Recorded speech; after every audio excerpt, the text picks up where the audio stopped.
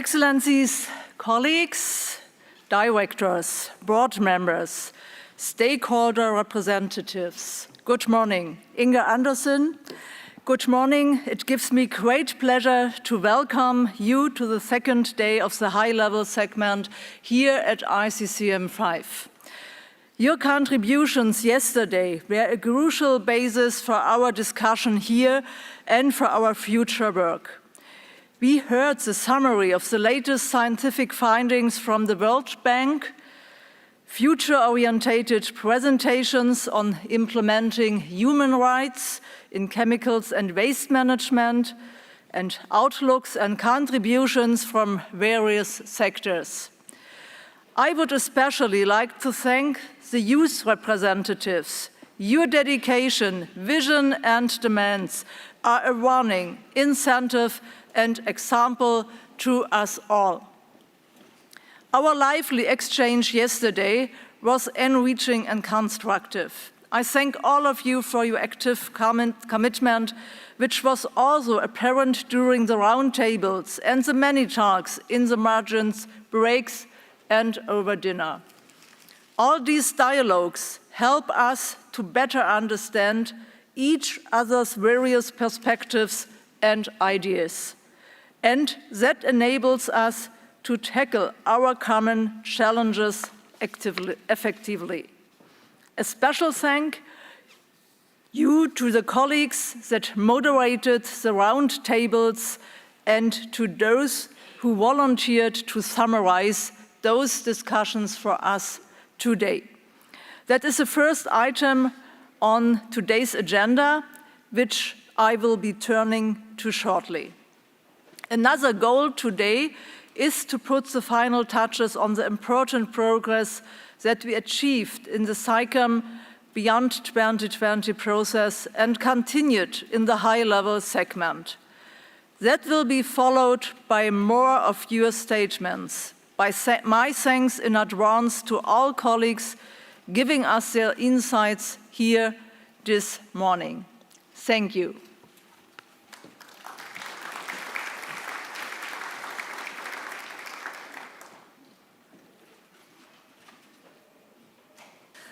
I'm now very interested to hear the reports of the discussions. With this, I hand over to Achim Halpaap to guide us through this part.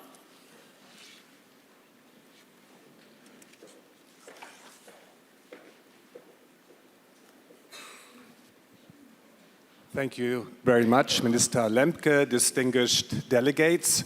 Yesterday, from 3 o'clock to 5 o'clock, high-level delegates from more than 100 countries interacted in 9 thematic roundtable discussions.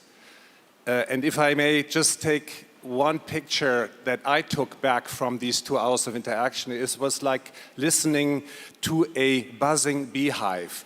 Ministers interacted with their peers from all over the world. They also interacted and listened to youth representatives. CEOs from major companies interacted with heads of poison control center, how chemical safety information can be brought effectively to the end users. This dialogue, as Minister Lemke hinted at, it was really the true multi-sectoral and multi-stakeholder spirit of SAICM in action. It was SAICM, in my view, at its best. This morning, we have about 25 minutes left to get a little bit of insights from the 3 themes which were discussed at the roundtables. And those themes covered 3 important topics which were at the heart of the agreement which is hopefully coming together today, which is development of national systems and capacities, the engagement and fostering of actions of all industry actors in the value chain, and ensuring important linkages to sustainable development goals. I have now the pleasure to invite the rapporteurs for theme 1 to join me here at the podium. Is Minister Powell available? Minister Powell from the UK?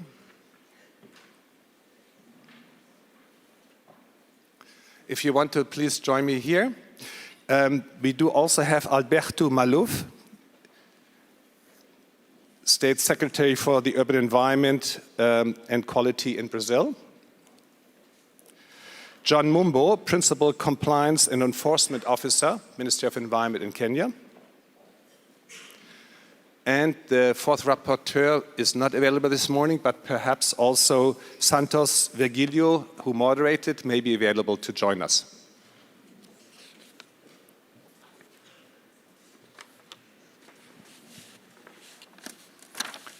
And thank you very much for Ralph Payet, Tadassa Mera, and Santos Virgilio for moderating these three thematic sessions. I would like to start with you, Minister Pao. You are coming from a country that has a long-standing experience in chemical legislation, but you're also supporting developing countries in strengthening systems. What did you take back as key messages from those roundtables? Okay, thank you. Thank you very much. Is my microphone on? Yes. And thank you very much, Minister Lemke and the distinguished delegates. I suppose what was really interesting for me was the range of people around the table.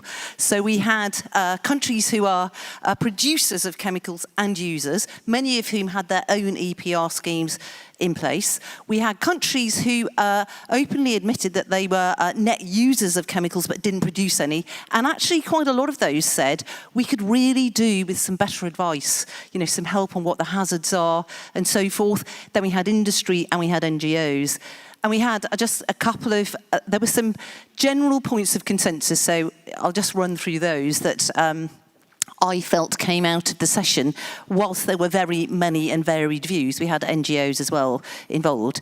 And so one of the consensuses obviously was that we need a framework that all those countries, from all those different diverse backgrounds in terms of chemicals, could sign up to.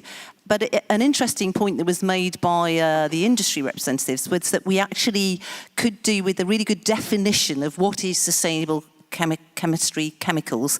And once we've all agreed that, and then the direction of travel is set, and then that could encourage research, innovation, and ultimately investment. Also, there were calls from almost everyone that we use the frameworks we already have in existence, like the Minamata Convention, maybe the JEF and so forth. And also, I think we all agreed that it isn't possible to solve all this with public money, and we do need partnerships. There was a lot of talk about partnerships and systems that could work. We got a few very good examples of things like that already working, which people gave.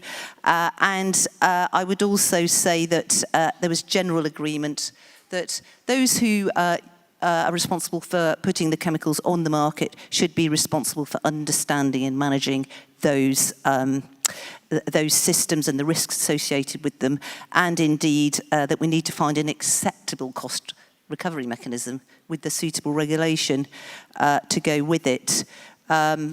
Data was a huge issue around our table. I expect everybody agreed that, who's got access to it, what's available, is it sensitive, all of those issues, which obviously are complicated, aren't they, to come up with agreement. But I think we all agreed we need a realistic approach to that. And I think just to end to say, what was really interesting was you had some really good examples given of projects that are already underway. One was an example of a fund that had been given to coal mining in this one particular country to try and transition the small miners, not small in size, but small businesses, away from using mercury in their processes. And in the advice that they got and the help, they have now done that really successfully, and they have a much more sustainable industry, and those miners are making more money. And in the UK, just to finish on, we've got a scheme we're paying our farmers, or are offering financial incentive to get them or encourage them to introduce something called integrated pest management, to move them away from using so many conventional pesticides to these other more biological controls. So that's like the carrot and stick method. So it was a great table, but I think it showed the challenges. But I actually came away very optimistic that we got the brains here to be able to do it. So thank you. Thank you very much, Minister, and also thank you for carrying the energy that was in the room already here to this plenum. And I'm hearing more sharing of data that exists, more sharing of good practices, more partnerships, cost recovery, all very important points that we heard. I'm now turning to Adalberto Maluf, State Secretary from Brazil, from a country that has a growing chemical industry. What did you take back from this session? The microphones are being controlled from up there, so we are all fine. We don't have to push buttons here. Thank you. Well, our table was focusing a lot on how to bridge the implementation gaps to strengthen the chemical and waste management system. And I think most of the debate was about collaboration, in different levels. So we had examples from alliances, like the Global Alliance on Lead in Paint, where we united more than 30 countries, the Latin American Forum on Chemical Management, almost like a mini SAICMAN, integrating civil society, industry, governments, even if it's informal or formal groups, but there were always opportunities for stakeholders to debate, to discuss, and create channels, so to promote design and implementation of these regulatory systems. We also had examples from collaborations from countries with multilateral institutions, or the case, for example, of Georgia with European Union, where they use SAICMAN as a really strong guide to more sustainable practice. Also, to implement, for example, their program on 2022-2026 with very concrete actions. We had examples, for example, from Brazil with the creation of the National Commission on Safety of Chemicals, which unite all the stakeholders, multi-stakeholders, multi-sectoral, and also the example, for example, to reduce the use of mercury and to take out the illegal miners of Yanomami Reserve tribes, which had to unite not only government, but especially civil society, international agencies, a very strong thing. And also examples from countries like North Macedonia or Montenegro, which deliver. But of course, when we were analyzing where were the key factors for success, we started a lot in the national capacities. If we don't have national capacities, of course, it's difficult. And to have that capacity, we need high-level ambition and very strong political will. Without political will, these policies tend to be, in little boxes in a minister here or there, and never got to the high level. We also debated that we needed focus, especially, for example, the case of the vulnerable groups, like early childhood, where chemicals would have a bigger impact. And to finish our debate, we ended up debating a lot about the real gaps in the short term, which are the lack of funding. It's not easy for countries to take out money from education or public health or other areas to invest in chemical safety, because it's still not seen as such a high priority for society. So that's the need also for small projects, which can help the countries to leverage, because most countries need to get to the private sector, their own budget, but sometimes just a small resource from multilateral governments can really support and give the political support in order to implement such a difficult topic and very complex into the public policy. Wonderful. Thank you for raising the importance of really addressing vulnerable populations. You referred to the importance of awareness raising and getting politicians aware, but you also referred to the implementation gap. And that is something I think this new framework is trying to look at very seriously over the coming years. So hopefully some of these gaps when we meet at ICCM6 can be filled. Thank you so much. John Mumbo, being involved in regulation and legislation development in Kenya, what is your perspective of this session that you participated in? Actually, what came out very clearly within the groups that we attended yesterday, it was basically like SAICMAN actually provides a good forum whereby you can bring all the stakeholders. And when you're talking about the stakeholders, you're looking at the government, you're looking at the private sector, the industries, you're looking at the civil societies. And this is a platform whereby we have how can we be able to manage this issue of chemicals management. What also came out clearly is about the concern, how can we bring the aspect of innovation. There was a clear example of how we can how we can utilize, undertake recycling, but the question was coming, how do we have the regulations? Do we have the incentives to be able to carry out this, carry out these activities? So we gave an example like what we have in Kenya, where we have a multi-sectoral committee on chemicals management, and this committee has actually been quite instrumental in actually coming up with a national chemicals policy, and this national chemicals policy has brought all the stakeholders to be able to work together. Now we have the industry, of course, have the concern that when we support your activities, how do we account for the finances that are actually being provided? And also, what also came out clearly within the discussion is about, we also need to look at how we can be able to manage disasters, because you find like during floods there's a lot of chemical wash, and this chemical wash, we need to find out how can we be able to protect the downstream from the same. Just to go back to the examples that we have in Kenya, we have a regulation. This regulation has got a self-financing mechanism whereby the polluters, in fact it's based on the polluters pays principle, and again it's also pegged on another regulations whereby we call it the deposit bond regulation, so that we have facilities which are high polluters, and they're able to have a money such that, like, let's say if they cause any pollution, this money is actually be able to use for that.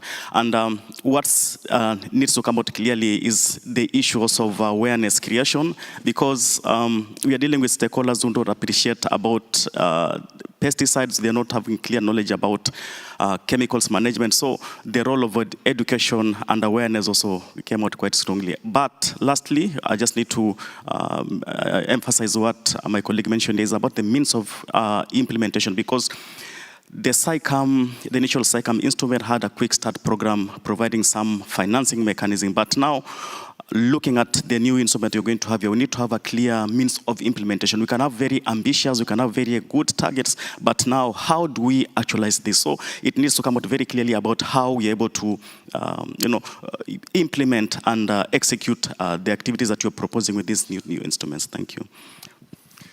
Thank you very much, John, and for also alerting again to the importance of interministerial coordination, cost recovery mechanisms, but also highlighting the importance of SICAM helping you to further build your capacities.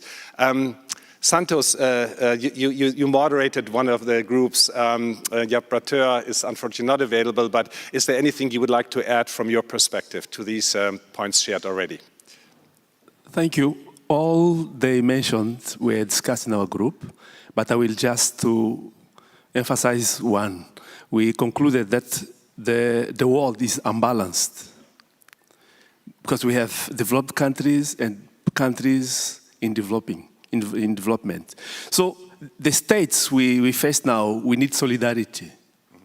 Those who have more resources have to help others to reach the same level of understanding. And apart from that, we discussed that, okay, there is a need of involvement of private sector and also the informal sector. In most of the developing countries, there is a very significant number of people involved in informal sector. So have to be involved them, especially if we talk about waste pickers and some other who go and they deal with chemicals without having the resources. So that's mostly to add what they already said. These are the most issues that we discussed on the group. Thank you very much, and particularly also emphasizing the informal sector, which is something really important that one needs to not forget. Thank you very much for this reflections. A round of applause.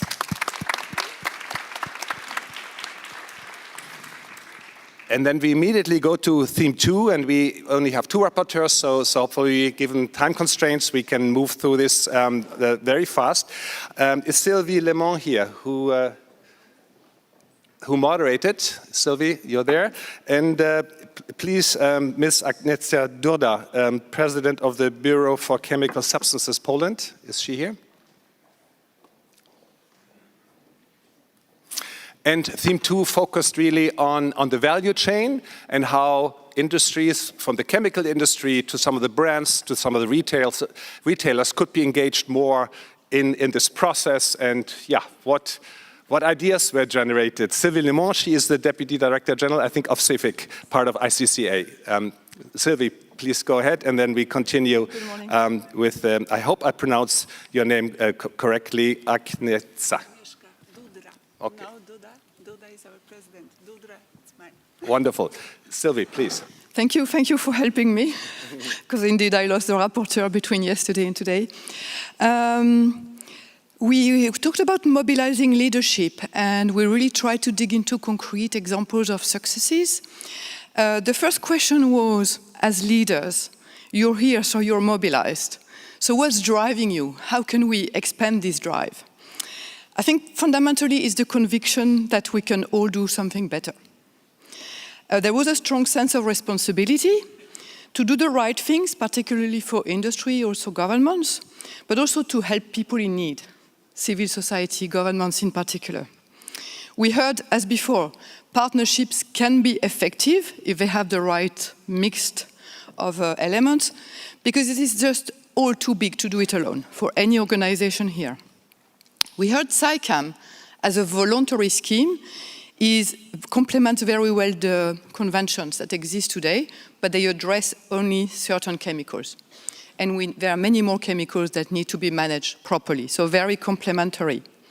There's a need to change behaviors, there's a need to change business models, and there's a need to have the right level of ambition and funding. And everyone agreed this new framework has the potential to set up new ambitions and drive change, provided there is good cooperation. In terms of successful initiatives, I think what came out, ideally you have a mix of legislation, market pressure, and voluntary initiatives. But it all starts with legislation. Multi-stakeholder partnerships work when there is a benefit for everyone. And we heard, for example, from Sweden, circular economy and green chemistry are examples that it's good for the economy, it's good for the business, it's good for the environment. So this came up pretty strongly. We heard about education, the need to engage the new generation, for example, creating a green chemistry master that exists in Austria. We heard about innovative finance. There is a potential to unlock, in particular, private financing. But for that, the World Bank was clear, we need responsibility and transparency. And due diligence and environmental social responsibility that is emerging in different regions is very powerful. But we need harmonized standards. And I will leave it to you to complement. Thank you. Thank you very much. First of all, I would like to thank our moderator, who is not available here, and all distinguished participants who decided to take part in the discussion in table number 5. And we all agreed that the main solution for sustainable chemistry innovations in economic and industry sectors along value chains is mobilizing leadership and proper cooperation between industry organizations and governments. We all agreed as well that the good and comprehensive legislation is needed at the national level to be in place to the promotion of the proactive industry that implements sustainable solutions and are necessary at this stage. Referring to 3 questions which were posted during the discussion, so the yes. Question 1, the short examples of effective chemical and downstream industry initiatives. The participants indicated risk assessment tools as the instruments to influence investors which can push industries to move into the safer alternatives. Innovative ideas like the chemicals waste as a resource value, proper disposal of packaging, chemical leasing, chemical labeling, substitution as a part of innovation, have the proper legislation which can fast innovations as well. And what effective enabling actions can be taken by the government, what was underlined by one of the colleagues, move from regulation to implementation and enforcement, as the enforcement is the key for proper chemical management. I think we need to wrap up. Okay, thank you. Well, thank you so much. And my heart always breaks if I have to refer to time management, but I think we have other important topics. And just to get a glimpse and hearing these business terms like you know, market pressure or new business models, I think this is terminology we need to integrate more into our deliberations. Thank you so much.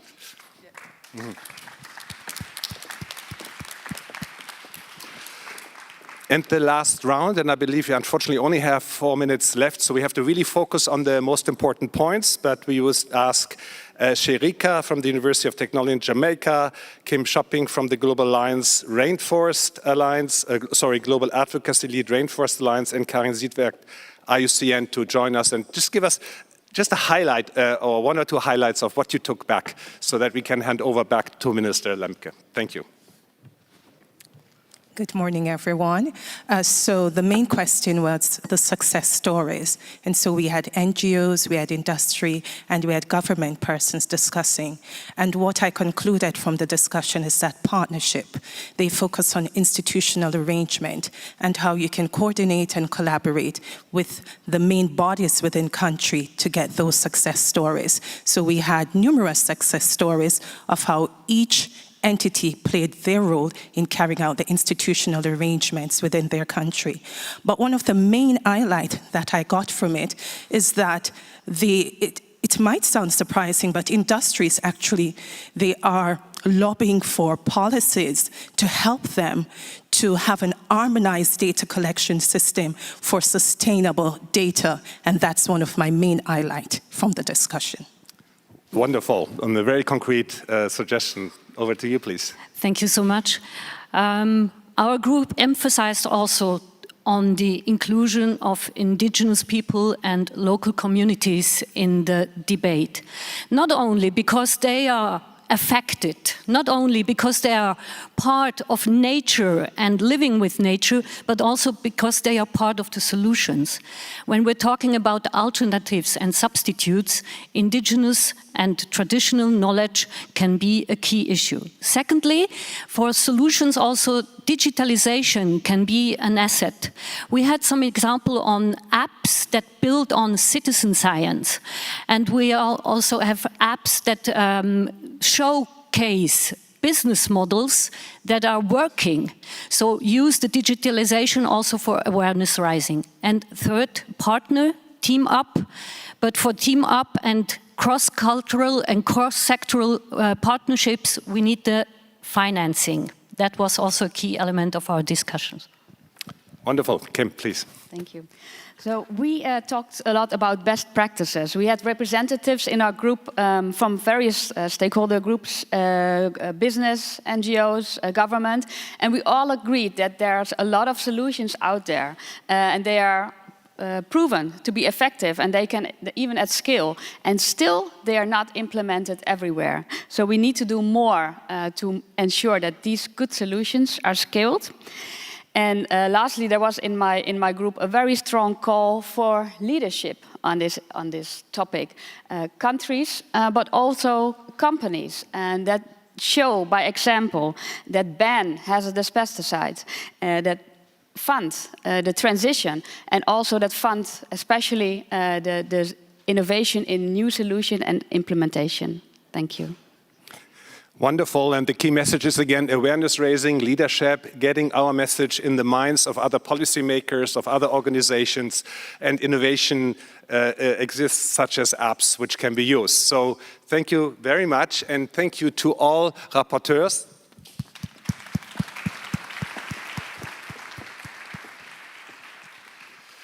Who have been doing a great job of putting really 18 hours of interactions into 30 minutes. And with this, I'm handing over to Minister Lemke. Thank you very much.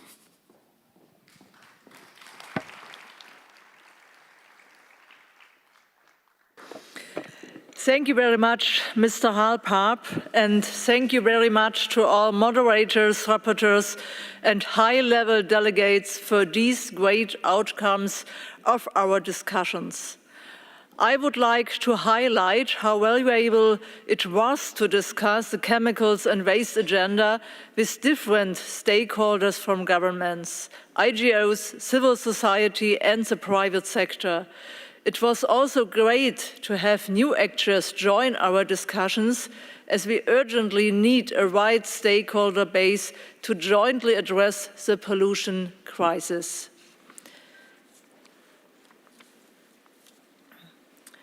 I was now looking forward to move to the adoption of the high-level declaration.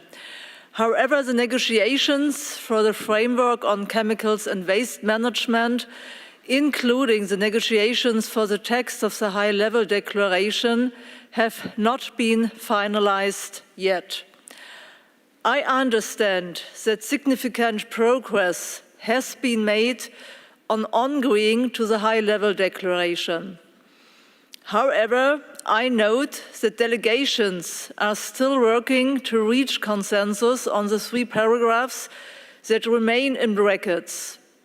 Accordingly, I would propose that the high-level segment proceed to agree, but not decide, on those paragraphs that have consensus. I propose to mandate the Friends of the Chair to continue discussions on the 3 remaining paragraphs with a view to reaching agreement on them. Once the text as a whole has consensus, the conference will be in a position to formally consider and adopt the declaration at its final plenary. Excellencies and distinguished delegates, we will begin on our list of speakers immediately. And first, we have 2 videos to show. The first one is from the Director of World Health Organization, Mr. Gebreus. Your Excellency, Minister Steffi Lemke, UN Environment Programme Executive Director Inge Andersen, Honorable Ministers, Excellencies, dear colleagues and friends. Every year, more than 2 million people die from exposure to chemical pollution in their air, food, water, homes and workplaces, and the numbers are only increasing. Each death from chemical exposure is a preventable tragedy. Everyone has the right to a clean, healthy and sustainable environment to protect their health and the future of generations. I commend you all for the significant work on the new international instrument that will be adopted later today. In accordance with the recent resolution by this year's World Health Assembly, WHO is committed to working with you to implement the new framework. WHO will continue to support countries in the sound management of chemicals by generating and disseminating evidence, by strengthening actions and policies to protect health, and by supporting the development of poison control centers.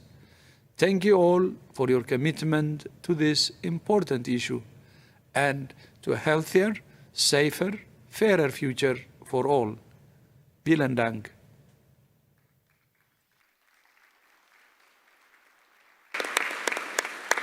And now the second video message is from Manuela Tomei, Assistant Director General, International Labour Organization. Good morning, good afternoon, good evening, Excellencies, esteemed colleagues. Every year, more than 1 million workers lose their lives due to exposure to hazardous substances. Countless others suffer from debilitating diseases and lifelong disabilities. This is entirely preventable and as such unacceptable. Workers in every economic sector across supply chains and in all corners of the globe are at risk of exposure to toxic substances. Importantly, the impact of hazardous chemicals goes far beyond the workplace. It devastates families and communities, it endangers livelihoods, and affects the environment. Ultimately, the exposure to hazardous chemicals and chemical pollution threatens the achievement of decent work and social justice for all. This is why the ILO calls for urgent improvements in the management of chemicals in the world of work, as well as for a fair and inclusive transition towards a greener economy.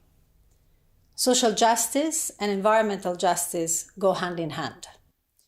ILO's commitment to the protection of workers' health and safety dates back to 1919, year in which the organization adopted the first international labor standard on chemicals. In June 2022, the governments and employers and workers' organizations of 187 member states agreed to elevate a safe and healthy working environment to a fundamental principle and right at work. This means that all ILO members, regardless of whether they have ratified the two fundamental OSH conventions, have an obligation to respect, promote, and realize in good faith the principles concerning this fundamental right. Very soon, the ILO's tripartite constituents will engage in the crafting of a new standard to complement the ILO Chemicals Convention number 170. This is a very important development, as it will allow the consolidation of recent global work on chemicals management conducted through the strategic approach to international chemicals management process. We believe that the ILO, with its tripartite governance structure, its OSH-related standards, and robust supervisory machinery, is uniquely positioned to contribute to SAICM important and ambitious efforts. We look forward to continuing to engage in multilateral work related to the safe management of chemicals, and we hope that together, including with our tripartite constituents, we will contribute to a safe and healthy world of work, a healthy planet, and decent work and social justice for all. Thank you very much.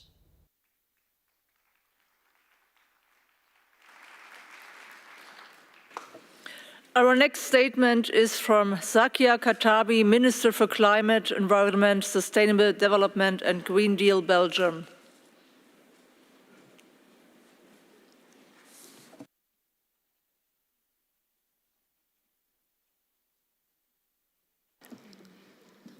It's okay? Thank you. Excellencies, delegates, ladies and gentlemen, I warmly thank Germany for their dedication during the last 8 years towards the adoption of the Beyond 2020 framework. We are almost up the hill through, and I'm proud to stand today with you for sharing the commitment to enhance our efforts to achieve the shared vision as well as the objectives and targets of this framework. As you know, scientists continue to express growing concerns about the insufficient progress in managing chemicals and waste safely. Hazardous chemicals and waste persistently find their way into our environment and our body, posing a significant threat to life on our planet. Therefore, continuing with business as usual is no more an option. More than ever, the transversal One World, One Health approach must prevail and lead us towards the necessary green and just transition to transform our world into a safe, healthy and sustainable future free of harm from chemicals and waste. I have faith that the new multi-sectoral and multi-stakeholder framework will guide us in this collective endeavour, ensuring that no one is left behind. Thanks to the bond spirit, strategic objectives and targets will be adopted in the coming hours. Being dedicated to combating double standards, I'm thankful that compromises were found on Target 7 that has been strongly supported by Belgium. The phasing out of highly hazardous pesticides, and for which it was important to establish as the third step of the journey, the establishment of a global alliance to develop and promote safer alternatives. I also firmly support another target which is still under negotiation, Target 5, on the export of substances that are prohibited nationally. I'm fully committed to stand for all actions that ban double standards. In this regard, I'm very proud to announce that my government has recently decided to ban the export outside the EU of certain chemicals, including some hazardous pesticides that are already banned in the European market, thus contributing to the prevention and deletion of double standards.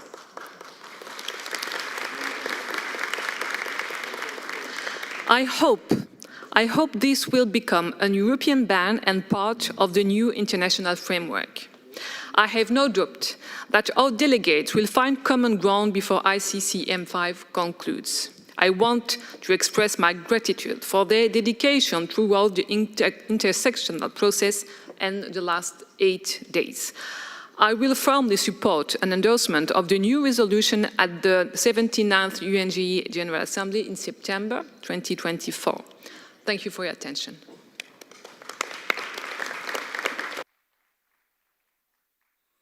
And now, Adalberto Maluf, Vice Minister, National Secretary of Urban Environment and Environmental Quality, Brazil.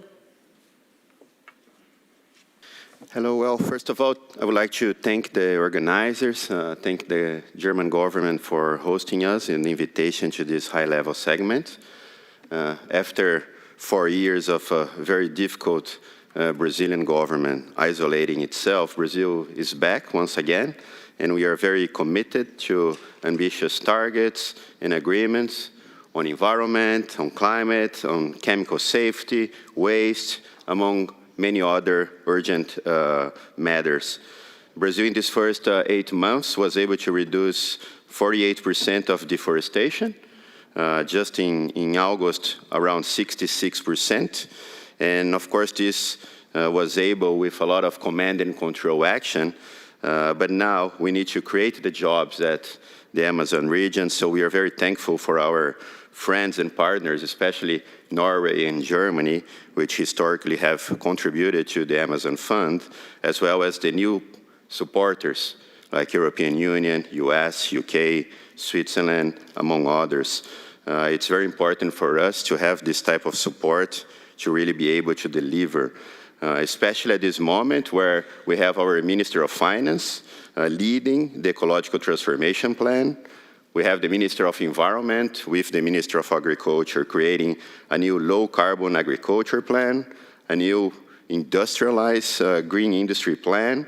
So Brazil, as the 6th largest chemical producer in the world, of course, mainly with global brands, but we definitely believe we can reach good agreements here. We just recreated our National Commission on Chemical Safety with working groups on BRS, on SAICME, on Minamata, where we hope to deliver very fast our PRTR, our Pollutant Release and Transfer Registration System, among other things. We are going to gather next week in Brasilia a GRULAC for Minamata. We believe this is a very important topic. We all heard and listened for the humanitarian crisis we had at the Yanomami reserves, which were very difficult for us, but now hopefully we will be able to overcome. We are also starting new programs, special programs with UNEP in order to create digital systems for inventory of chemical substance. So we definitely believe that this multi-stakeholder, multi-sectoral approach will be able to lead us where we want. And of course, we believe and we are committed to creating an agreement that can analyze all the complete life cycle of chemicals and waste. We believe we have to move from a linear to a circular economy, to foster bioeconomy measures. We are committed also for the plastic agreement. We definitely would like to see at INC3 much more progress. But as a developing country with many challenges, of course, lack of funding is difficult for us. And although we are mobilizing internal resources from our private sector, our own government, it's very important for us to consider the means of implementation. We believe that, as well as the climate agreements, where we have a historical emission of most of the industrialized countries that came before, we have some common but a little bit differentiated responsibilities. For us, chemical industry is very close to the climate. They're all based on fossil fuel, and there were countries that had their industries much before other ones that are newcomers.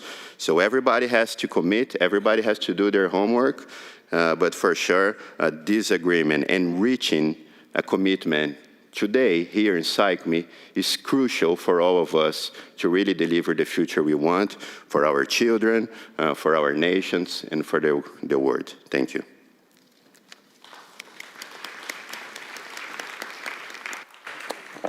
Next is Vivian Heinen, Minister of Environment, Ministry of Infrastructure and Water Management, Netherlands. Hello, good afternoon, everyone, or good morning. Excellencies, ladies and gentlemen, this week the international community met here in Bonn to negotiate a new global framework on chemicals and waste. We've come a long way and we've made progress, but we're not there yet. The significance of the negotiations is clear. Chemicals are essential and everywhere and in almost all products. At the same time, they can be emitted during use and can remain in our environment for a long time after their use, polluting our water and soil. This affects our health and environment and in particular creates a burden for future generations, as I also discussed this morning in my meeting with the young people from the Chemicals and Waste Youth Platform. We need this framework and take concrete steps toward better protection of our health and our environment. We need a broad scope that includes waste management, and I'm pleased to hear that negotiations are going in that direction. This contributes to our ambition to create a circular economy. The cleaner and safer the products and waste materials are, the better we can use and reuse them. I also applaud that we are working towards an agreement in a broad, multi-sectoral, multi-stakeholder setting, governments, businesses, and civil society organizations. This gives the framework the broad base that is needed to address the pollution challenges that we face. All the stakeholders will have to take on responsibilities to implement the new framework. On the national level, by mainstreaming our agreements into national context, in the private sector through reaffirmed commitments, and through external dedicated financing, highlighting the need that more funding is needed. Governments will continue to financially support the implementation of the framework once we can agree on it. The Netherlands can do so in addition to the contribution to SAICM we already made this year. I thank all countries and their stakeholders for their efforts. A clean, safe living environment, that's what this is all about. Now, after many years of working towards this moment, let's give it that extra push that is needed to get to an agreement. Thank you very much.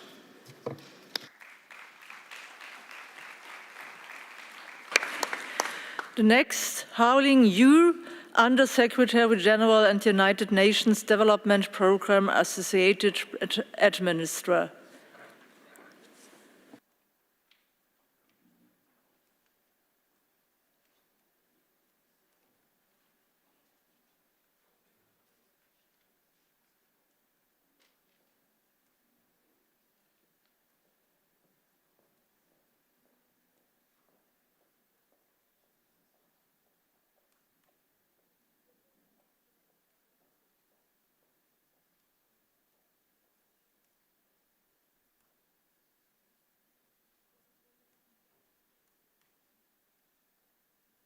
Apologies, everyone. Technology. Thank you very much, Madam Chair, Minister. On behalf of the United Nations Development Programme, I would like to extend our deepest gratitude to the government of Germany and Your Excellency, Minister Lemke, for your generous hospitality in hosting ICCM 5. We also thank the SAICM Secretariat under the leadership of Ms. Inge Anderson for the hard work preparing for this meeting. We are truly appreciative of all your efforts and the dedication to this important cause. UNDP welcomes the considerable progress in preparing the high-level declaration and looks forward to its finalization. We also acknowledge and appreciate the tireless work of all delegates to develop the Beyond 2020 Global Chemical and Waste Framework, and also hope for its speedy finalization. We are committed to supporting their implementation together with our IOMC partners and other stakeholders. The UNDP recognizes the pivotal role that chemicals play in our society. Their use has a profound positive impact on various aspects of our life. At the same time, we also recognize that the negative challenges of chemical use, if used improperly, and the serious consequences of exposure to toxic and hazardous chemicals. As we navigate these challenges, we must all work together for a transformative change to our current development model. Going forward, sustainability and circularity must be at the heart of our economic growth model. Inclusiveness and equity should be upheld by all institutions for a just transition. When it comes to chemicals, precautionary principles should be embraced by industries, and the design of products should facilitate reuse and recycling and avoid the generation of waste. The use of financial instruments such as extended producer's responsibility should be promoted to accelerate the transition to a sound chemicals and waste management. In addition, governance and capacity building is critical. The transition to circularity cannot be done by one sector or one single stakeholder. Therefore, we must work for a systems change on chemicals and waste management, aligning our efforts with the actions on poverty reduction, governance improvement, gender mainstreaming, and the protection of our nature and the climate. Science is clear, as Ms. Inga Anderson said at the opening. However, awareness needs to be increased both at the highest political level and at sector, local government, and the community levels. UNDP will support multi-stakeholder approach through partnerships. We can strengthen collaboration between sectors and the stakeholders, ensure policy coherence, and reduce inappropriate subsidies. Dear colleagues, our actions and the decisions today will shape the lives of our future generations. Let us keep the welfare of people today and tomorrow at the heart of our programs. Let us strive for a future where chemicals are used responsibly, waste is minimized, and our planet is kept healthy for the prosperity of humanity. Thank you very much.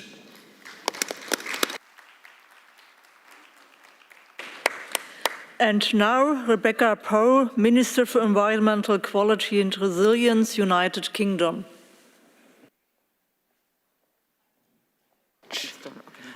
Thank you very much to Germany for bringing everyone together from all over the world and a wide range of sectors, from ministers and heads of international agencies through to leaders and civil society groups for this high-level segment of the INCM5. And quite clearly, we are all here because we recognise the threats that ineffective or improper management of chemicals and waste pose to our natural environment and to human health.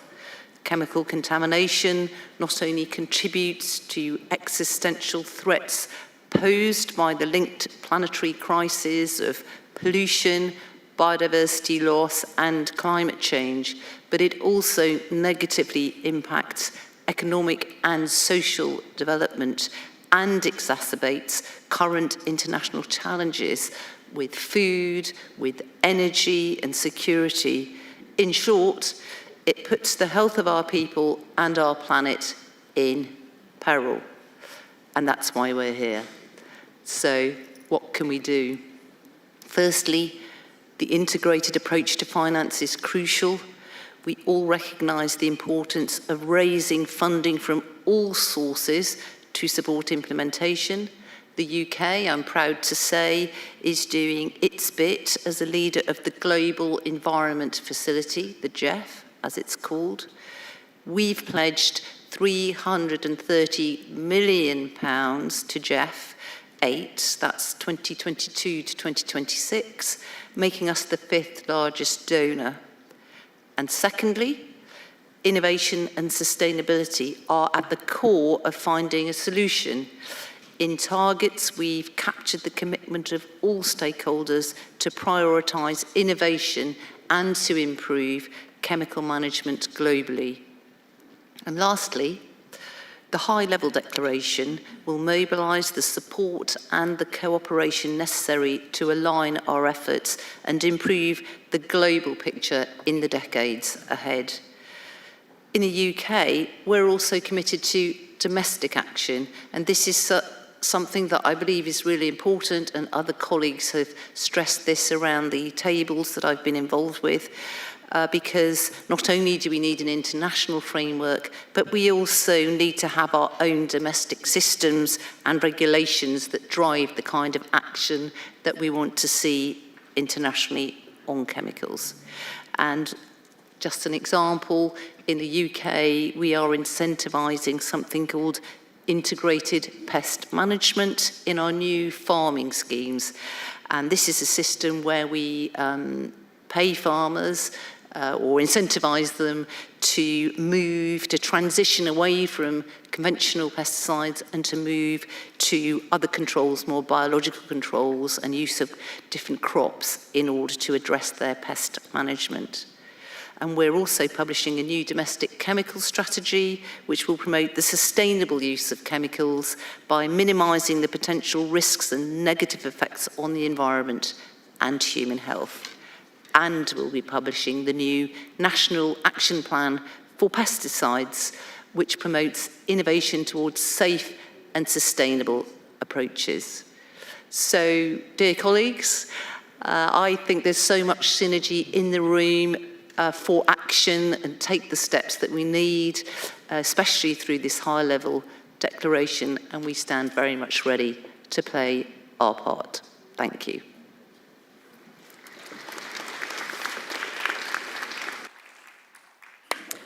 And now, Minister Dr. Kwaku Afriyie, Minister of Environment, Ghana. Okay, thank you very much. Good afternoon, or the morning, okay, whatever. Excellencies, distinguished ladies and gentlemen, on behalf of the people and government of Ghana, let me also thank Germany for helping us assemble here to discuss such important subjects, which subject is very, very germane to those of us living in the tropical world, where even the subject of biodiversity and then the importance of chemicals are very important indeed. The 5th session of the International Conference is in such a way that negative effects on human health and the environment are minimized. It is an opportunity to raise the profile of chemical issues and put them higher on the political agenda. The future of sustainable and safe use of chemicals indeed rests on the outcome of Bonn. Throughout the conference this week, emphasis has been laid on pollution mainly emanating from chemicals and waste as one of the 3 planetary crises threatening our future alongside climate change and biodiversity loss. Pollution has no boundaries, as we all know, and the importance of exposure to chemical pollution threatens socio-economic development and prosperity, particularly in the developing countries where the toxic combination of asymmetric distribution of knowledge between the industry and end user consumers and weak regulatory systems and enforcement is very, very, very disturbing indeed. Now, the intention of ICCM5 to address the interlinkages between the chemicals management, climate change, and biodiversity loss is therefore very, very welcome by Ghana. Again, Ghana recognizes the importance of sound management of chemicals and waste using the life cycle approach, and is a party to several key chemical and waste-related multilateral environmental agreements and frameworks, including the strategic approach to international chemicals management, whose successor is being negotiated at this conference. The implementation of the MEAs and SAICM in Ghana and many developing countries is often confronted with insufficient and unsustainable financial support. An integrated approach to financing the sound management of chemicals and waste is therefore required, and involve the mainstreaming of SMCW activities into our national development agenda in order to meet 2020 global agenda for sustainable development. Therefore, there is an urgent need for a dedicated international fund for the new mechanisms we seek to put in place this week. Ghana has taken these giant steps in confronting the challenges of chemical waste. Aside the several legislations and policies we have in place to address the issues of environment, including climate change, a 10-year strategic plan for the sound management of chemicals and waste has been developed in 2021 to tackle the chemicals and waste challenges. Through the Climate Action Program for the Chemical Industry, an initiative of the government of Germany, a capacity-building initiative is currently ongoing in Ghana and among other pilot countries. And this initiative is laying the solid foundation to address the nexus of chemistry, climate change, and will culminate in a roadmap for the chemical industry in meeting the net zero agenda of climate change. This will, therefore, contribute to efforts as prescribed in our nationally determined contributions in meeting our obligation under the Paris Agreement. And finally, Excellencies, distinguished ladies and gentlemen, the time to act decisively is now, and Ghana is ready to join forces with the global community to achieve a planet free from harm from chemicals and waste, and a healthy and sustainable development for the future and for our those who will come after us. Thank you very much for your attention.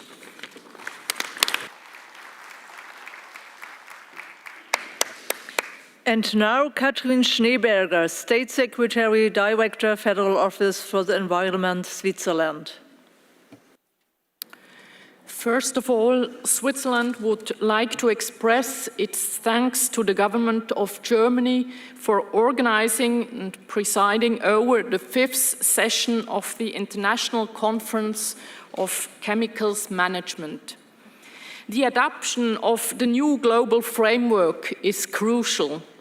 It provides us with the opportunity to do more and better to achieve the sound management of chemicals and waste. This will help to protect the lives of many and to preserve the environment. Through this conference and the new global framework, the international community shows commitment to address issues like PFAS, highly hazardous pesticides, and nanotechnology, and to strengthen the management of chemicals and waste on all levels. The framework shall also allow to address new issues. All actors from different sectors can engage on a voluntary basis. More action is needed by all stakeholders. The cost of inaction is high. In order for the new framework to have a real impact, the following 2 points are crucial. It is necessary that decisions and actions are based on sound science. I am convinced that the new Science Policy Panel on Chemicals, Waste and Pollution Prevention will provide for the global scientific consensus upon which decisions and actions should be based. And second, It is important to build further on existing institutional expertise. The IOMC organizations are well placed to continue and amplify the necessary work. Also, the chemicals and waste conventions can provide a lot of pertinent expertise and information. The ongoing international process to address plastic pollution is a good example. The Chemicals and Waste Conventions, UNEP's Chemicals and Health Branch, the WHO and the WTO and others are well connected.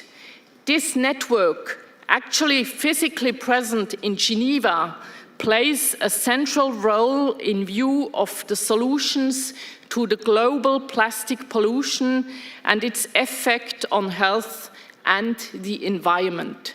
Thank you very much for your attention.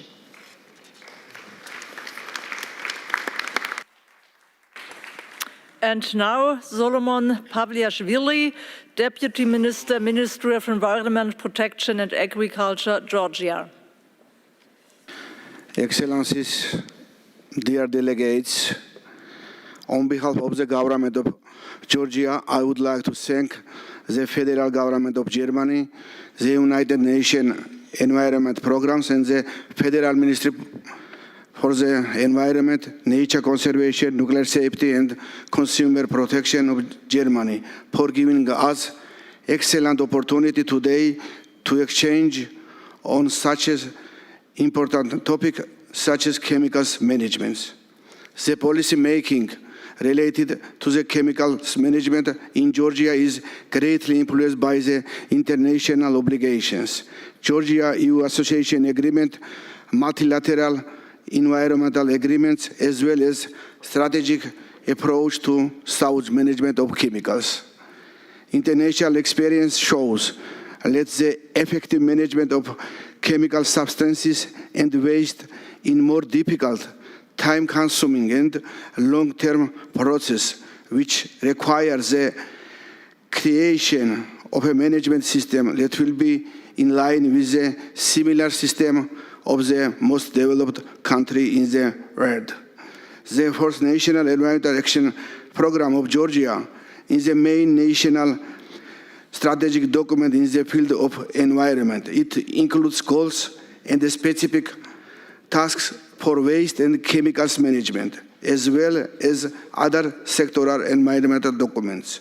The document also serves to fulfill international goals and obligations. It should be noted that according to the Georgia-EU Association Agreement and the Association Agenda, Georgia gradually approximated its waste management legislation with the EU acquis. The waste management legislation, National Waste Management Strategy and second action plan were adopted, which also included the measures to be taken for the hazardous waste management. At this stage, the strategy and action plan are being effectively implemented. Climate safety issues have a key place in the national CBRN threats reduction strategy.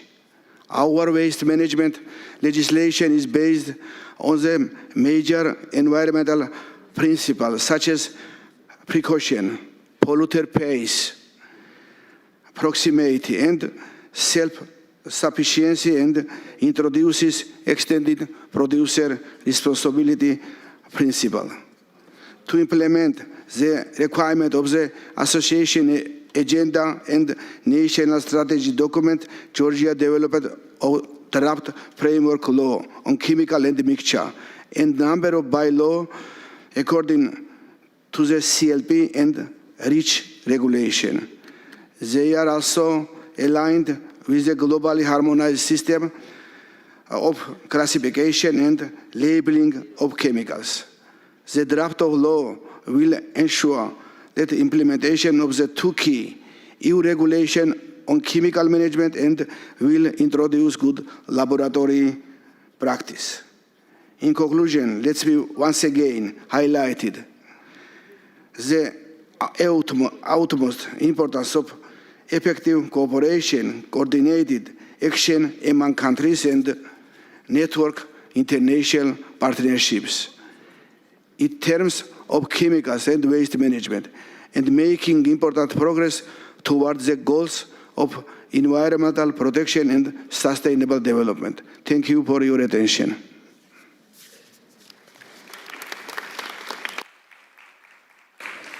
And now, Christiane Rohleder, State Secretary at the Federal Ministry for the Environment, Nature Conservation, Nuclear Safety and Consumer Protection, Germany.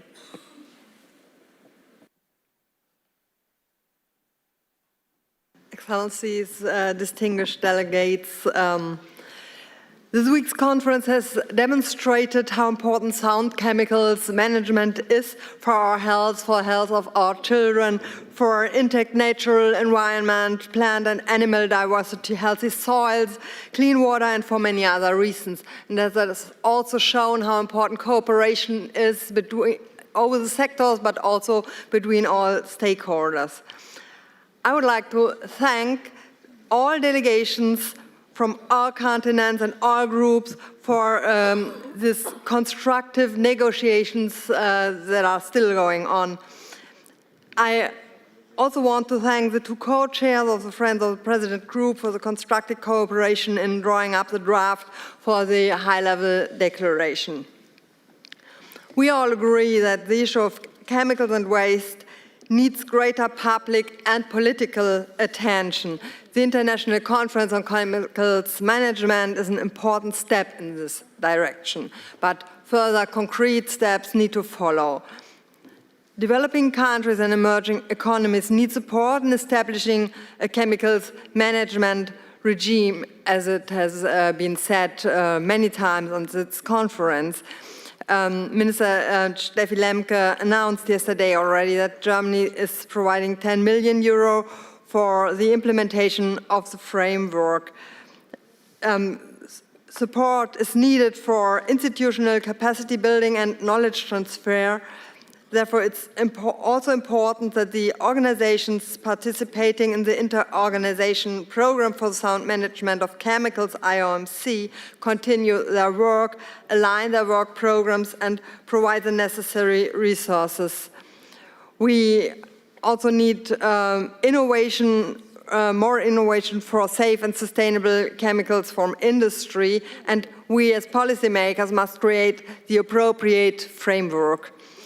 And we need to monitor the success of the ICCM decisions, ideally in the framework of the UN General Assembly.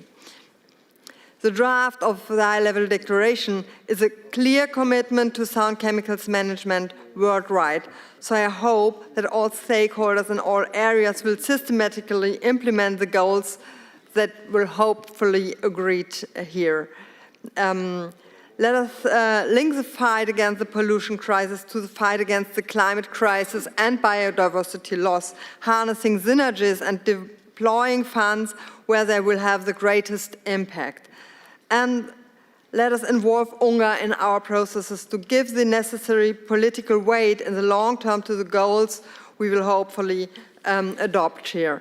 This would be a major success for tackling planetary pollution, achieving the goals of the 2030 Sustainable Development Agenda for health and safety and for people and the environment. Thank you very much.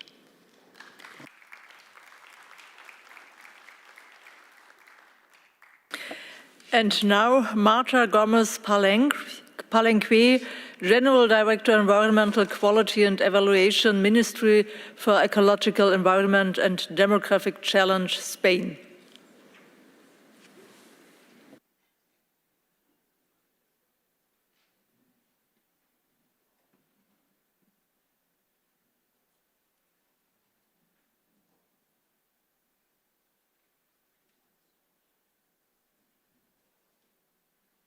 Buenos días, muchas gracias por la organización de esta sesión. Para España es un placer estar hoy aquí en un semestre que, como saben, ostenta la presidencia del Consejo de la Unión Europea. En esta conferencia nos reunimos representantes de gobiernos de todo el mundo, de la industria, del tercer sector y del ámbito académico. Y estoy convencida que todos compartimos el deseo de conseguir acuerdos. Tenemos el desafío de consensuar las diferentes sensibilidades, intereses y perspectivas sobre una gestión racional de los productos químicos. España reitera una vez más su firme compromiso con el Pacto Verde Europeo y por eso España se ha convertido en los últimos años en un referente en el desarrollo de políticas para lograr un ambiente libre de tóxicos. España está convencida de que la Estrategia Europea de Sostenibilidad para las Sustancias Químicas no solo va a contribuir a proteger a las personas y al medio ambiente, sino que facilitará la innovación para el desarrollo de alternativas seguras y sostenibles. Uno de los ejes esenciales de la presidencia española del Consejo Europeo está siendo, sin duda, la política ambiental. Y para ello tenemos tres grandes líneas de actuación. En primer lugar, trabajar para reindustrializar la Unión Europea, ya que no podemos desaprovechar todas las oportunidades que el medio ambiente nos ofrece para generar riqueza y para reducir nuestras vulnerabilidades externas. En segundo lugar, debemos avanzar en la transición ecológica. ¿Pero por qué es importante frenar el cambio climático y la degradación ambiental? Pues porque nos permitirá limitar drásticamente nuestra dependencia energética de materias primas y abaratando así nuestra factura eléctrica y haciendo que las empresas europeas sean más competitivas. Y en tercer lugar, debemos consolidar el llamado Pilar Europeo de Derechos Sociales, lo que requiere una correcta financiación de las transiciones verde y digital. Ante el gran reto que tenemos por delante de conseguir una gestión racional de químicos, no solo vale el camino de la colaboración, la participación y la implicación de toda la sociedad. El camino no es fácil, ya que tenemos que conseguir el compromiso de las administraciones públicas y de todos los sectores económicos, desde la fabricación, la producción, la distribución y la gestión de los residuos. Aquí es importante mencionar que la industria tiene un papel esencial en este reto, ya que la investigación y la innovación van a ser imprescindibles. Pero además han de jugar un papel central los agentes sociales y muy especialmente los consumidores y los ciudadanos, cuyas decisiones tanto de compra como de la separación de residuos son fundamentales. Como digo, el camino que tenemos por delante no es sencillo. Tendremos que superar muchos obstáculos que día a día vemos, desde unas normas a veces tremendamente complejas hasta la falta de concienciación sobre los riesgos que suponen las sustancias químicas. Por ello, debemos insistir en que la gestión de químicos debe tener siempre un enfoque transversal. En la medida en que la sociedad esté más informada, nuestro trabajo será más eficaz y por ello debemos hacer hincapié en la estrecha relación entre el medio ambiente y la salud. Como bien saben, los factores ambientales afectan a la salud humana y una población expuesta a la degradación ambiental es una población más desprotegida ante la enfermedad y, por tanto, una sociedad más pobre. La gestión ambiental racional de los productos químicos tóxicos es un pilar para alcanzar los objetivos sociales y económicos de la comunidad mundial. Es esencial aplicar las mejores prácticas disponibles que permitan garantizar un uso de los mismos con un alto grado de seguridad. De hecho, la gestión racional de químicos y residuos tiene un impacto directo en varios de los objetivos de desarrollo sostenible. Por ejemplo, en el ODS 12, Producción y Consumo Responsable, en el que explícitamente se mencionan los productos químicos y sus efectos adversos en las personas y en el medio ambiente. O en el caso del ODS 3, Salud y Bienestar, entre cuyos objetos está el de reducir sustancialmente el número de muertes y enfermedades producidas por productos químicos peligrosos y por contaminación del aire, agua y suelo. Por todo ello, creo que todos somos conscientes de lo que está en juego y, por tanto, les animo a que nunca olvidemos que el trabajo que hemos y venimos desarrollando y tenemos que desarrollar tiene un impacto directo en la vida de millones de personas en los próximos años. Muchísimas gracias por su atención.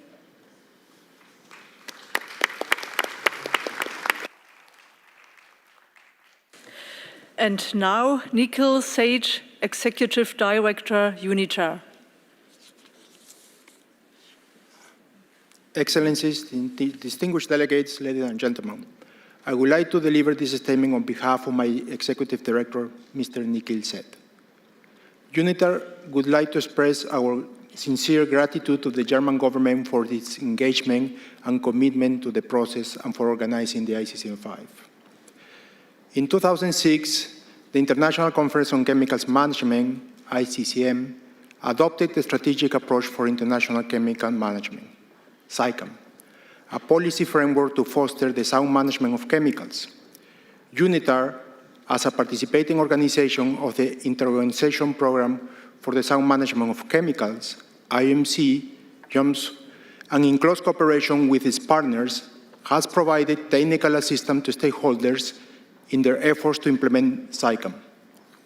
Implementation plans, designing national pollutant release and traffic registers, implementing the globally harmonized system for classification and labeling of chemicals, GHS, and working with countries to develop national strategies to manage manufactured nanomaterials, among many other chemicals and waste-related issues. Since the initiation of the intersectional process, UNITAR has been actively engaged and has provided input into the development of a chemicals and waste management frameworks beyond 2020. UNITAR has also organized a number of workshops on specific elements of the emerging framework and webinars to support the process. ICCM 5 represents the end of a long negotiation process. UNITAR is currently the chair of the IMC, and we have been proud to work with the IMC organizations to make the ICCM 5 a success. UNITAR believes that capacity building will play a key role in the new global framework on chemicals. UNITAR continues to develop training materials and tools to keep up with evolving technologies and needs. We focus on our efforts to the requirements of stakeholders and to leave no one behind. We see great value in the strategic objective, targets, and indicators which help guide and prioritize activities. Through partnerships and with a close collaboration with the IMC participating organizations, we will continue our endeavors and play an active role in the implementation of programs to accelerate and strengthen action. We consider the GHS to be one of the fundamental aspects of the new framework, underpinning national systems across value chains and playing a key role in linking chemicals and waste management to broader topics such as trade, transport, and decent work. For us, this is one of our priorities and requires urgent actions immediately upon conclusion of this conference. We are pleased to undertake our activities on the GHS through the global partnerships to implement GHS with ILO and OECD alongside other partners.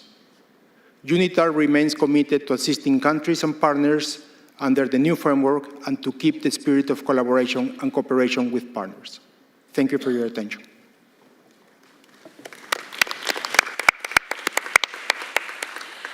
And now, Yutaka Matsuzawa, Vice Minister for Global Environment Affairs, Japan. Madam President, Your Excellencies, distinguished delegates, colleagues, on behalf of the Government of Japan, I would like to express my sincere gratitude for the warm welcome extended by Minister Lemke and the Government of Germany, the host country of the ICCM 5 meeting. I would also like to pay tribute to the UNEP Executive Director Andersen and her staff for their efforts in the preparations of the meeting. I also would like to appreciate huge efforts and discussion that all stakeholders have done so far to develop the forthcoming framework to strengthen chemical management beyond 2020. The new framework will have ambitious strategic objectives and targets and will make the progress more visible for a wider audience, which is an utmost importance. For this purpose, Japan proposed a technologically advanced, user-friendly online reporting tool that aims to visualize the progress for wider communication in the form of dashboard or traffic light. The concept of this tool will be incorporated in the forthcoming framework. We hope this tool will assist to include multi-stakeholders information and ensure a concrete review process toward achieving the goals of the forthcoming new framework. Madam President, Japan has strengthened measures to prevent chemical pollution based on tragic pollution experience in the past, such as Minamata disease caused by organic mercury. Internationally, to support the implementation of Minamata Convention, Japan will continuously contribute to promoting bilateral and multilateral cooperation projects for developing countries. In addition, as one of the largest donor countries to the Global Environment Facility, Japan has also emphasized the investment in chemical management to fulfill its responsibilities and is willing to continue these contributions firmly. Japan also leads cooperation in the Asia-Pacific region in the field of chemical under the Regional Forum on Environment and Health.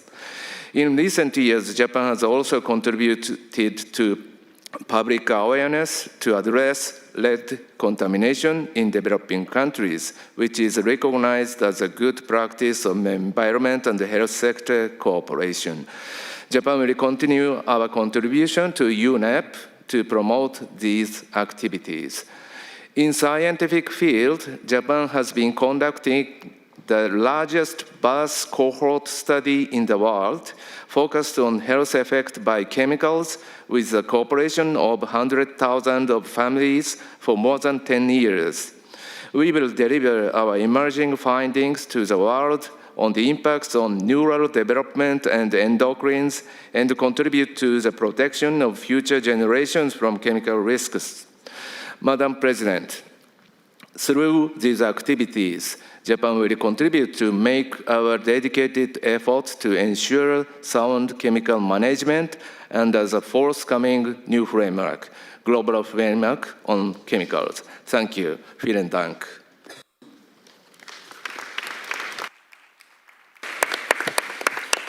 And now, Rolf Payet, Executive Secretary, Basel, Rotterdam, and Stockholm Conventions.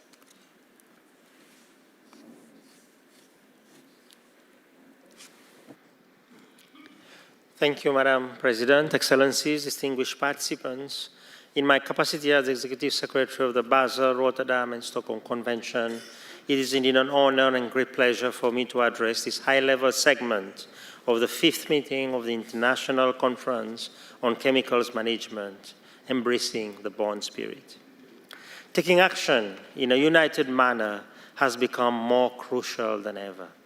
Today, the global community faces a triple planetary crisis, namely that of pollution, climate change, and biodiversity loss. The impacts are now so visible that we cannot deny them anymore. Human-induced climate change is already causing dangerous and measurable widespread disruption in nature, and the rate of species extinctions accelerating, and approximately 1 million species currently threatened with extinction.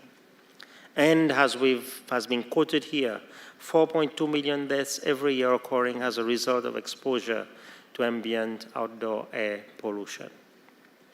As many of you are aware, the Basel, Rotterdam, and Stockholm Conventions are dynamic, global, and legally binding international instruments that share the common objective of protecting the environment and human health from the adverse effects of hazardous chemicals and wastes.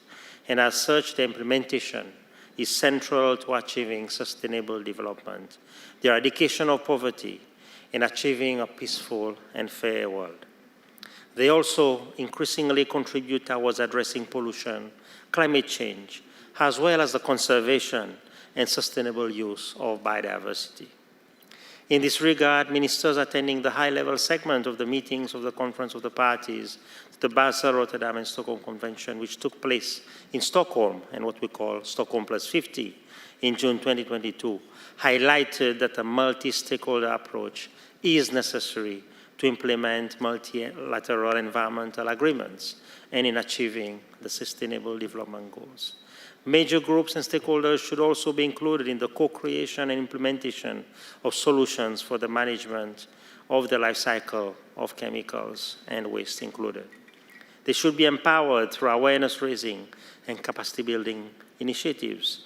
And at this meeting, we've been very encouraged by the engagement with gender, but also the young generations. At our recent meetings last May in Geneva, Switzerland, the Conference of the Parties, the three convention, recognized the need to strengthen coherence and synergies among the chemicals and waste agenda at the international level, but also increasing in impact in implementation at the national level. To this end, parties mandated the Secretariat to prepare a report, including possible recommendations on how the Basel, Rotterdam, and Stockholm Conventions could contribute to the global chemicals and waste framework for beyond 2020. And that is why we've been here with you the last few days. With these words, and in the Bonn spirit, allow me once again to thank you, Madam Minister, for the hospitality that you've offered us here, and also for your commitment in seeing this process through.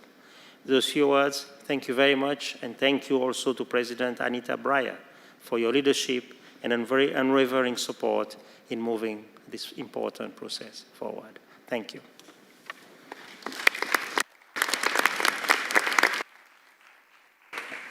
And now Grace Elias Magembe, Deputy Permanent Secretary of the Ministry of Health, United Republic of Tanzania.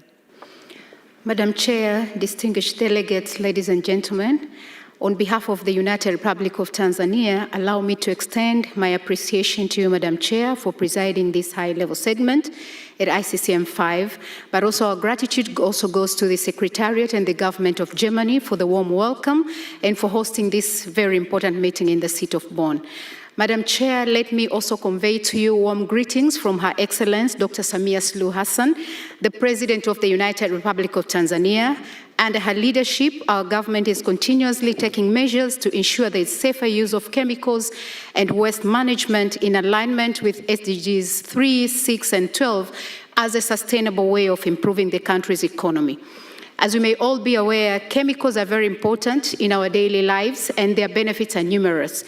For instance, in the health sector, chemicals are used as raw materials for pharmaceuticals, commodities, and also other medicines. However, improper management of chemicals, particularly hazardous chemicals and pesticides, can lead to adverse impacts on health and the environment.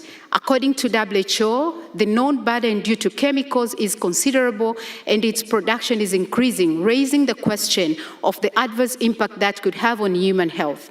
Madam Chair, at global, regional, and national levels, various initiatives have been put in place, including adoption and domestication of multilateral environment agreements on chemicals management. The United Republic of Tanzania, like many other countries, has established and has been implementing various policies and laws for management and control of chemicals. Among these include environmental management law, industrial and consumer chemical law, plant and health pesticide law, radioactive substance law, and the occupational health safety law. The strategic approach to international chemical management, SICAM, that was agreed by member states in 2002 and adopted for its implementation during the first International Conference on Chemicals Management in 2006, whose overall objective was to ensure chemicals are produced and used in ways that minimize significant adverse impacts on human health and the environment by the year 2020. So, Madam Chair, as we negotiate for the new SICAM beyond 2020, it is very important for us to take stock of where we came from, reflect on our achievements and challenges at national and global levels, and before we make decisions about the future instrument, it is equally important also to take into consideration the specific needs of some regions in terms of capacity, particularly technological transfer, finance, and human capital as key aspects. Madam Chair, in order to achieve the set out goal and its respective objectives in the proposed instrument expected to be adopted at this meeting, sustainable and predictable financing is one of the key pillars for its successful implementation. Tanzania reaffirms the importance of international cooperation to ensure necessary means of implementation, including financial and technical support, technology transfer, and capacity building for the new instrument. My country also underscores and aligns to the position of the African Group on the importance of robust private sector engagement in the chemicals and waste management processes, particularly financial mechanisms. Thank you, Madam Chair.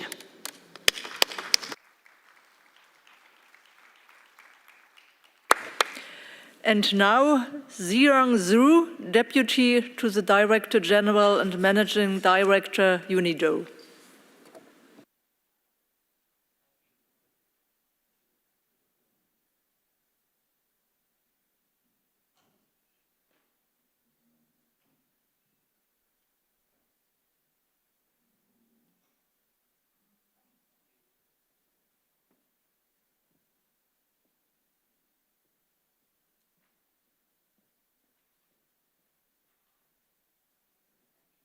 President, Excellencies, distinguished delegates, ladies and gentlemen.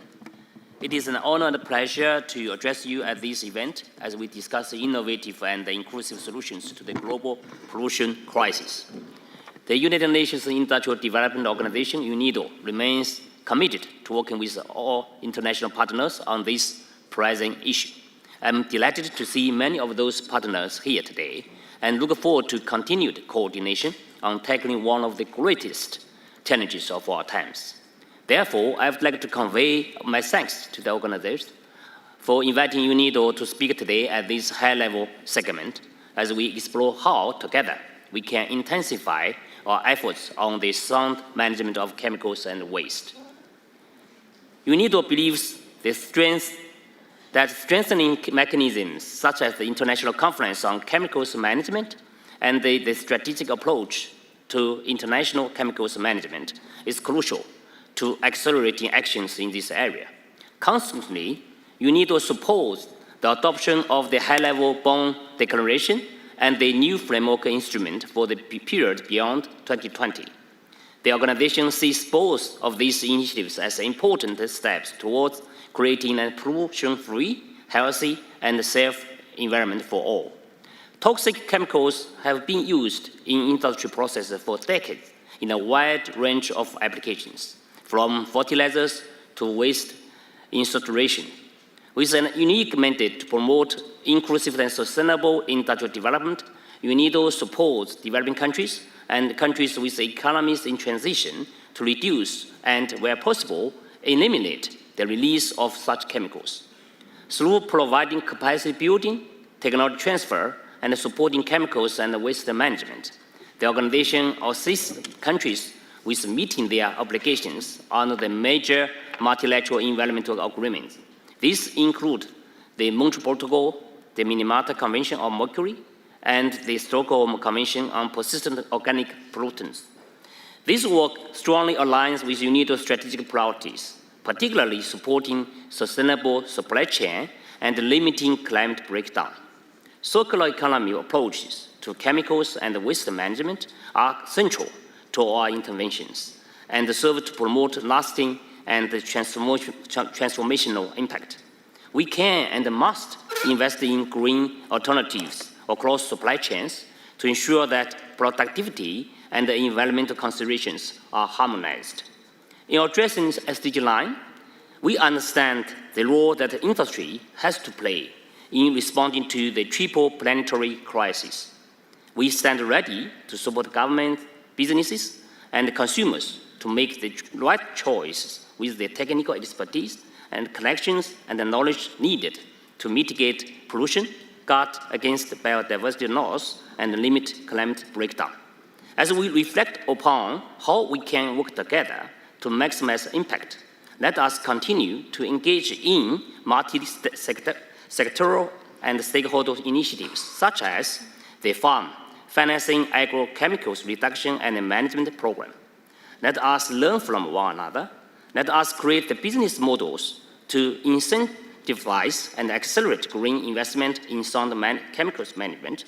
Let us raise awareness among our populations, particularly among general public, of the real and often silent dangers that these chemicals pose to all of us everywhere. This will help us tackle the knowledge gap that prevents from taking urgent, bold, and sustainable actions. Thank you for your kind attention.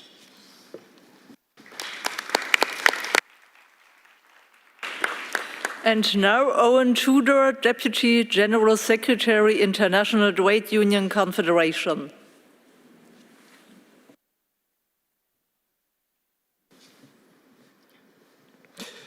Thank you very much, President. Greetings to all participants, and a special thanks to the administrators, interpreters, conference centre workers, caterers, cleaners, hotel and security staff who've been looking after us for the last 2 weeks. On behalf of the workers, I have 4 reflections I want to share. First, a safe and healthy working environment has now been recognised internationally by the International Labour Organization, where unions are part of the tripartite decision-making, as a fundamental human right, but a right which is only realisable if workers are informed, empowered and enabled through freedom of association. That has enormous implications for addressing chemical risks in the workplaces where at least half of the global deaths are caused, which is why this agreement is so important to us. Second, from extraction, production and use to distribution and disposal, my 200 million members and all our potential members around the world deserve decent, safe, healthy and sustainable jobs along the value and supply chains through private and public investment decisions, public procurement and trade, all on the basis of due diligence. Third, my members include vulnerable workers, younger and older workers, indigenous groups and of course a large number of women exploited and abused in that the risks they are forced to run are preventable. And while workers are on the front line, first users of the chemicals we are discussing, they live in communities, especially in Africa, the Americas and Asia Pacific, affected and impoverished by chemicals, but without the money to deal with them.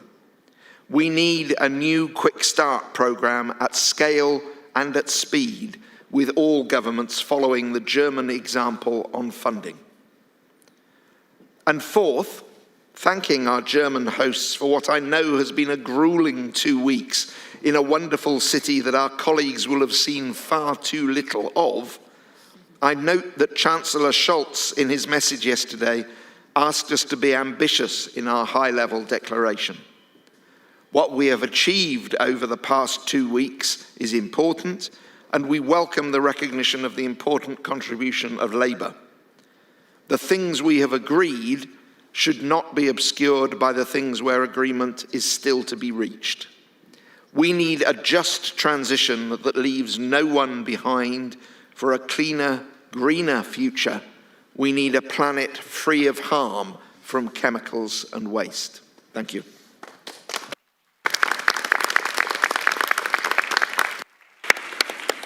And now Berenice Quiros, Undersecretary, Ministry of Environment, Ecuador.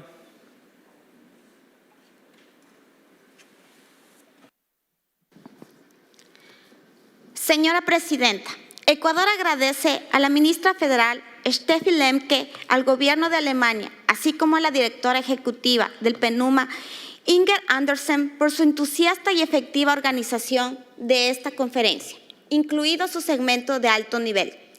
La información que tenemos y los nuevos datos presentados sobre los efectos perjudiciales de los productos químicos en la salud humana y en el ambiente son profundamente alarmantes. Tales defectos solo se incrementarán a menos que nosotros, como tomadores de decisiones, actuemos con convicción.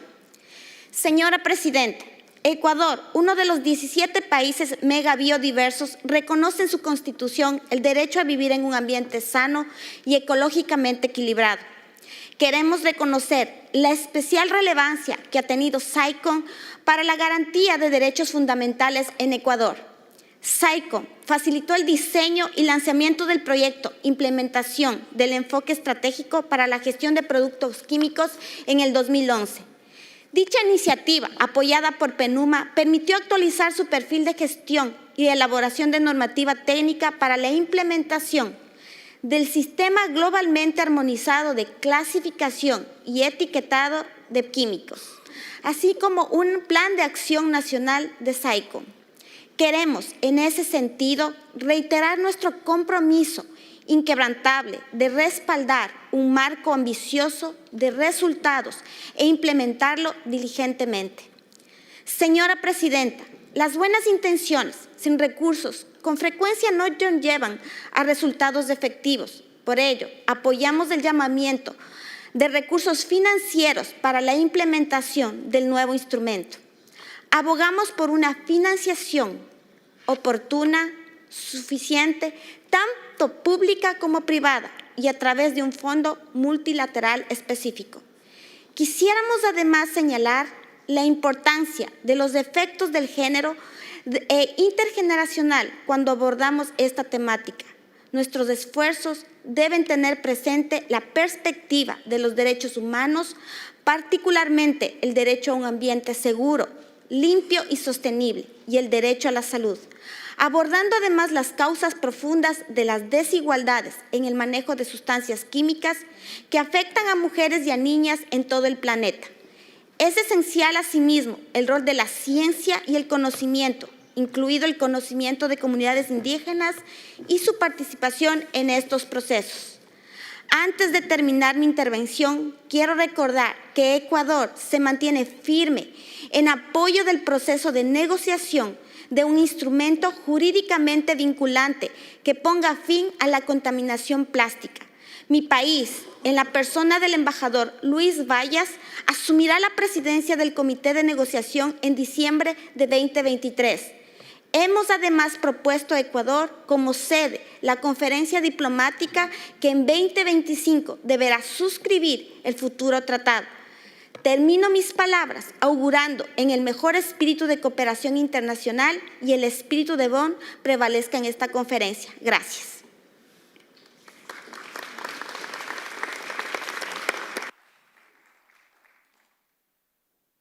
And now, Monika Stankiewicz, Executive Secretary, Minamata Convention on Mercury.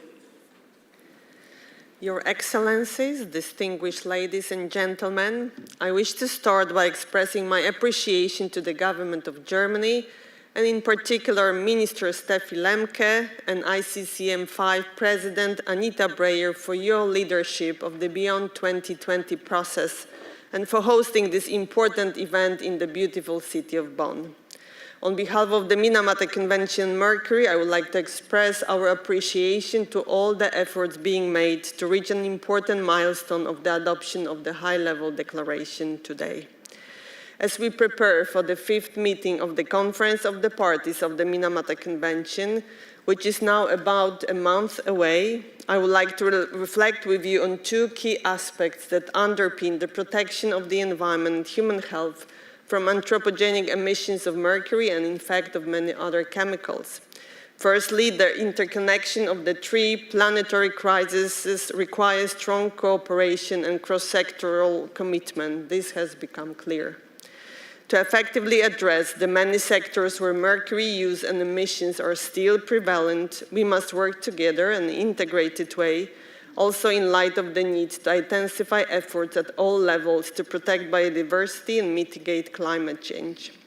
Such integration must be driven at the national level, with environment ministries fully engaged in national development strategies and plans, trade and economic policies, health policies, and land use policies, and strongly embedded in the new framework being negotiated at this conference.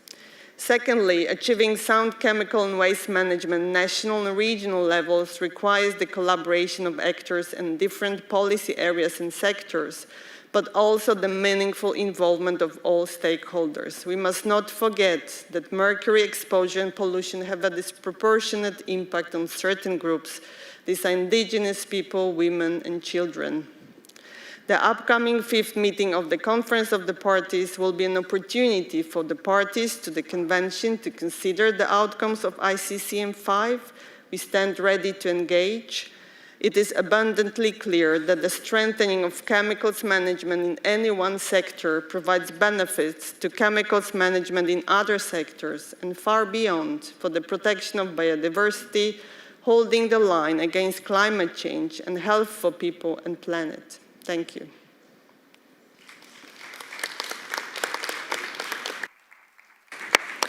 And now, Tadesse Amera, co-chair IPN.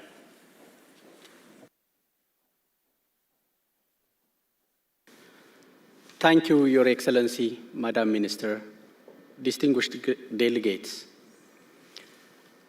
I am the co-chair of IPN, a global network of civil society, public interest organizations in more than 125 countries, working together for a toxic-free future for all.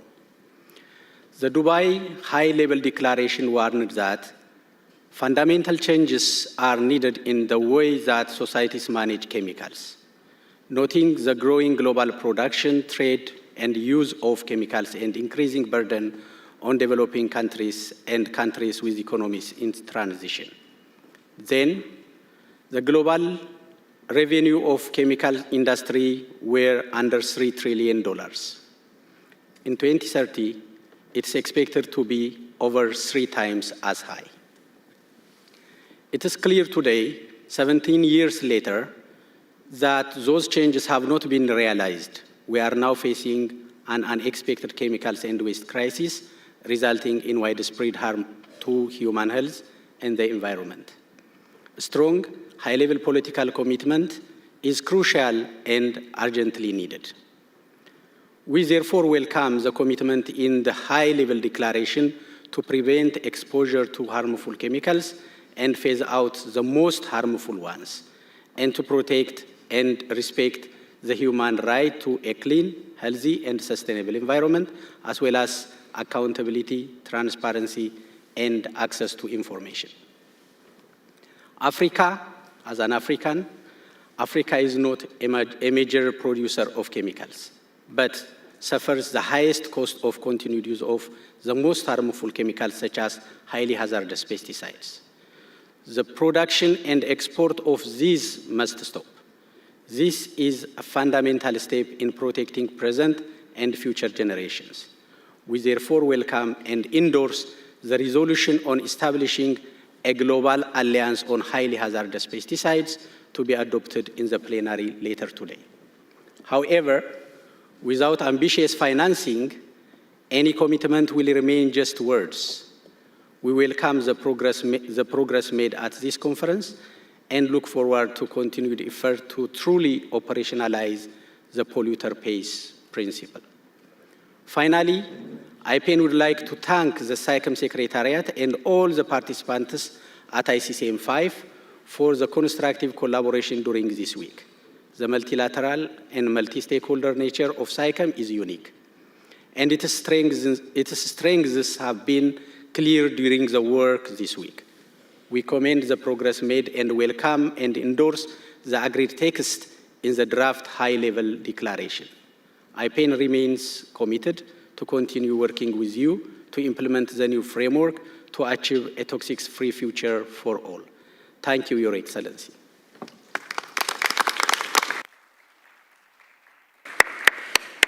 And now, Sophia Milona, on behalf of the Executive Secretary of the Ozone Secretariat. Thank you, Madam President. Excellencies, distinguished delegates, on behalf of the Ozone Secretariat for the Vienna Convention for the Protection of the Ozone Layer and its Montreal Protocol on substances that deplete the ozone layer, I wish first of all to express our sincere appreciation to the hosts and organizers of this important conference. Since the adoption of the Montreal Protocol in 1987, effective implementation has led to the phase-out of 99% of around 100 controlled ozone-depleting substances.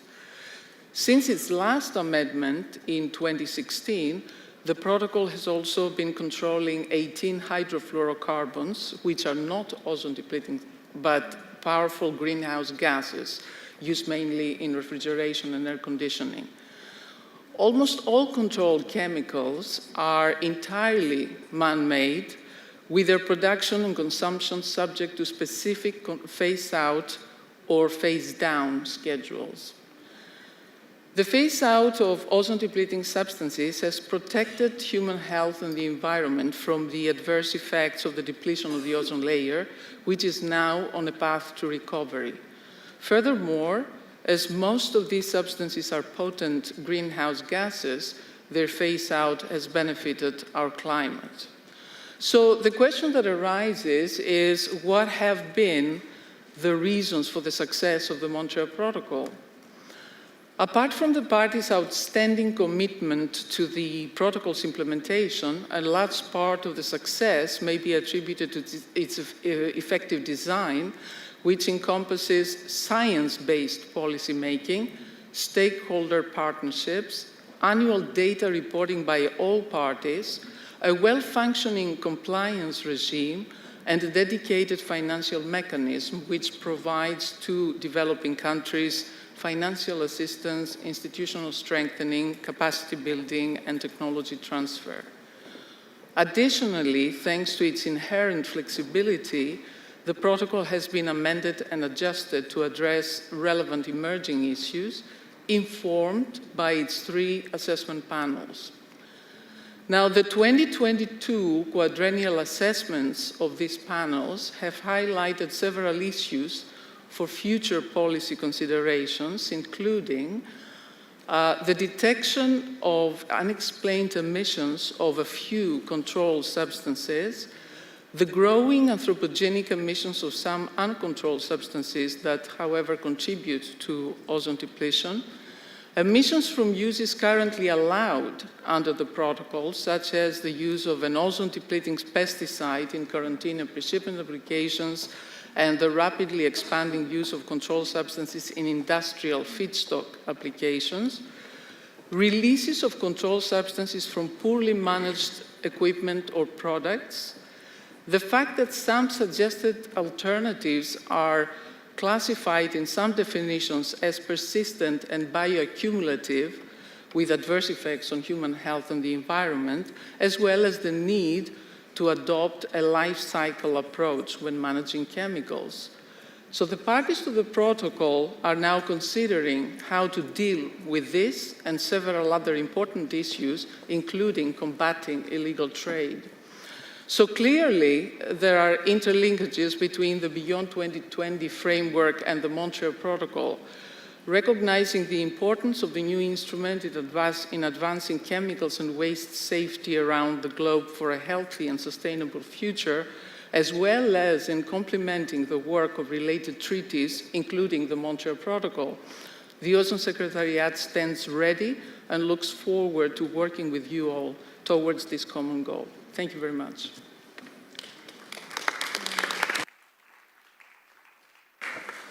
And now, John Thompson, Deputy Assistant Secretary for Environment in the Bureau of Oceans and International Environmental and Scientific Affairs of the United States. Thank you, Minister, and good afternoon, distinguished delegates. I would like to start my remarks by thanking our ICCM5 President, Dr. Breyer, for her leadership in the preparation and throughout this session, and the government of Germany for hosting this conference and for Germany's crucial leadership that has allowed us to progress this far.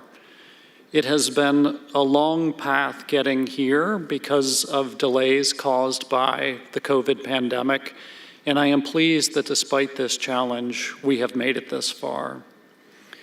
Improving the sound management of chemicals and their waste around the world is crucial for protecting human health and the environment.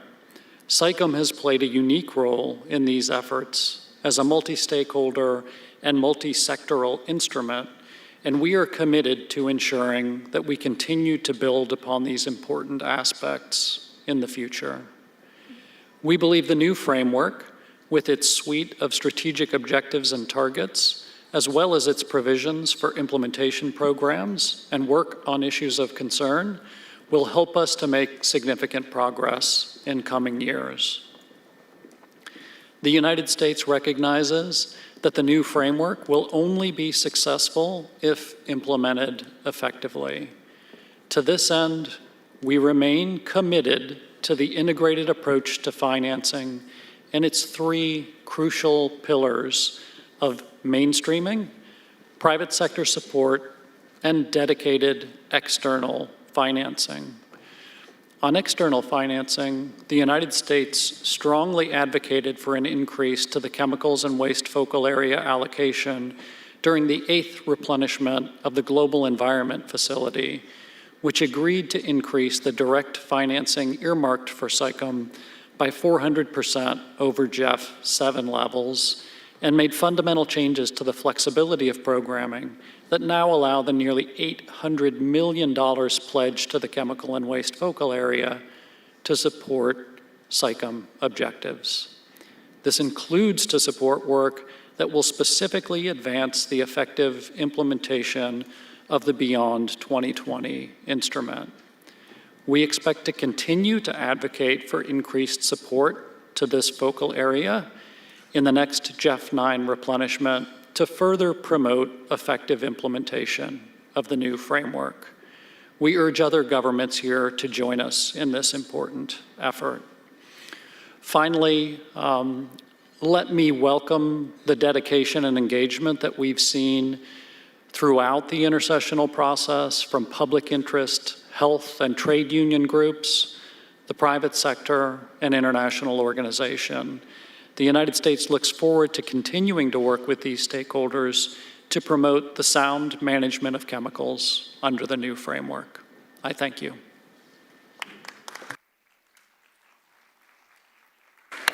And now Agnieszka Dudra, President of the Bureau for Chemical Substances, Poland.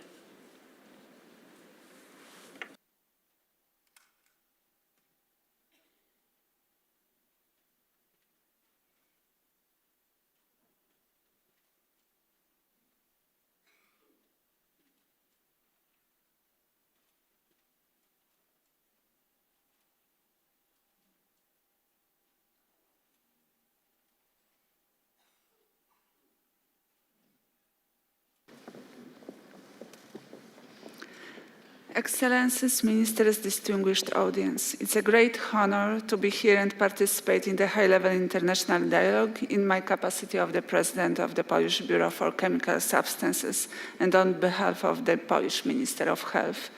I want to thank the German government for giving us the possibility to be here today and for its continuous efforts to raise awareness about the visibility of sound chemical and waste management.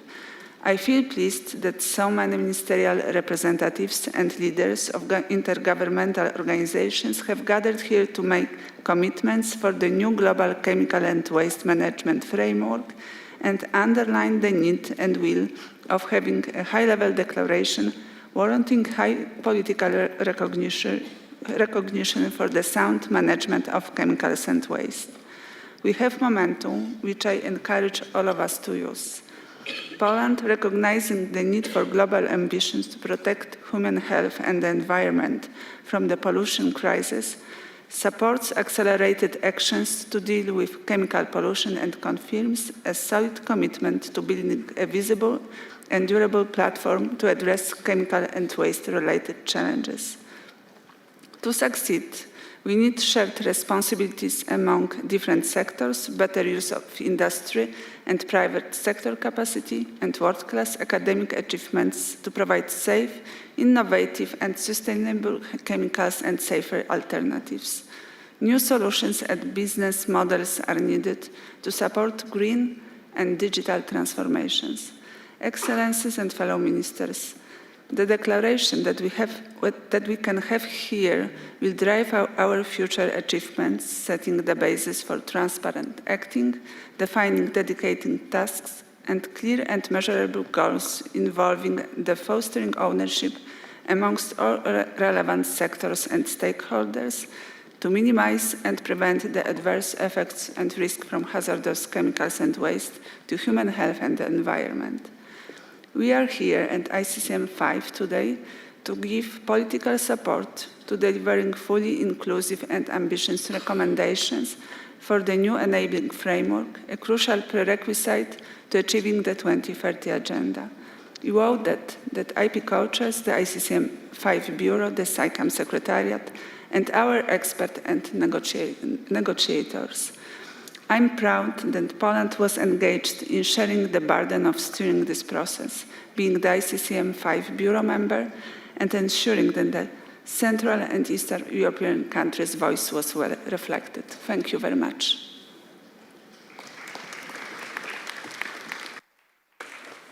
And now, Thomas Jackel, Deputy Director General, Federal Ministry for Climate Action, Environment, Energy, Mobility, Innovation and Technology, Austria. Thank you very much, Madam President. And at the outset, I would like to associate myself with those previous speakers, expressing their gratitude to the German government and for your personal commitment as a politician. Thank you very much indeed. Madam President, Excellencies, distinguished delegates, it is my great pleasure and honor to address this conference of paramount importance.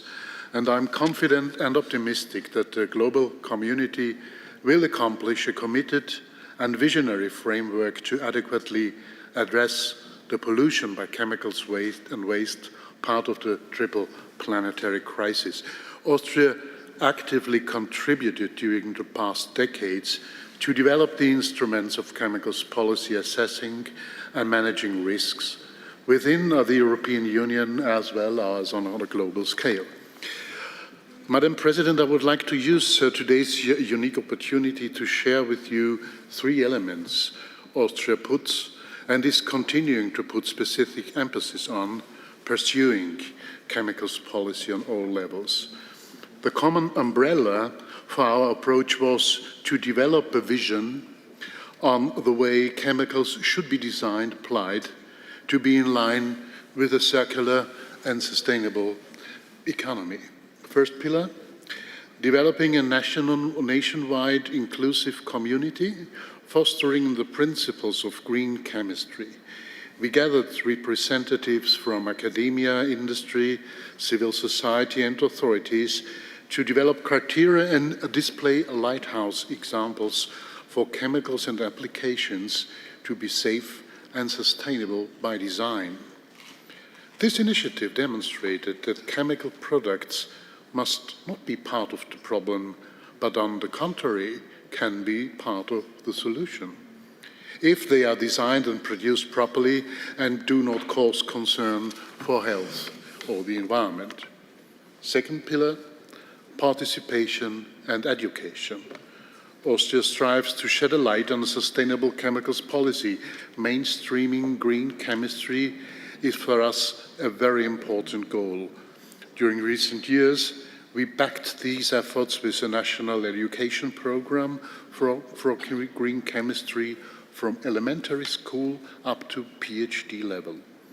Green chemistry is now part of high school curricula, and Vienna is hosting a master and PhD course on green chemistry performed by 3 universities open to international students.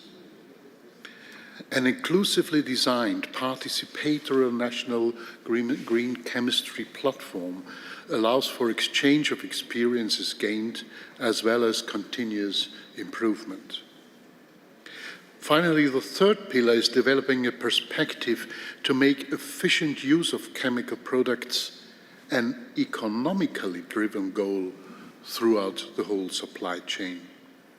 A very efficient way to make it also attractive for producers of chemicals to apply business models which are putting the performance, the service generated by chemicals in the center. If a producer of a cleaner is paid per surface area cleaned, it becomes an economically driven goal to use the cleaner efficiently. Together with UNIDO, the United Nations Industrial Development Organization based in Vienna, we could display hundreds of examples where this service-based business models we were calling chemical leasing was implemented successfully. Selling chemical services instead of barrels, chemical leasing became a worldwide success story, saving thousands of tons of chemicals and process agents.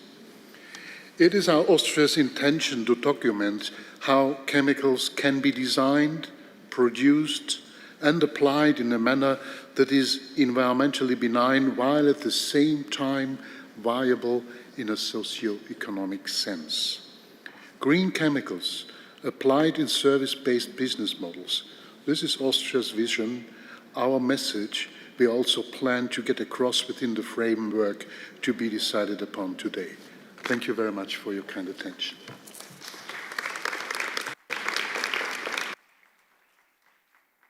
And now Cedric Boillet, Director General for Risk Prevention, Ministry of Ecological Transition and Territorial Cohesion. France.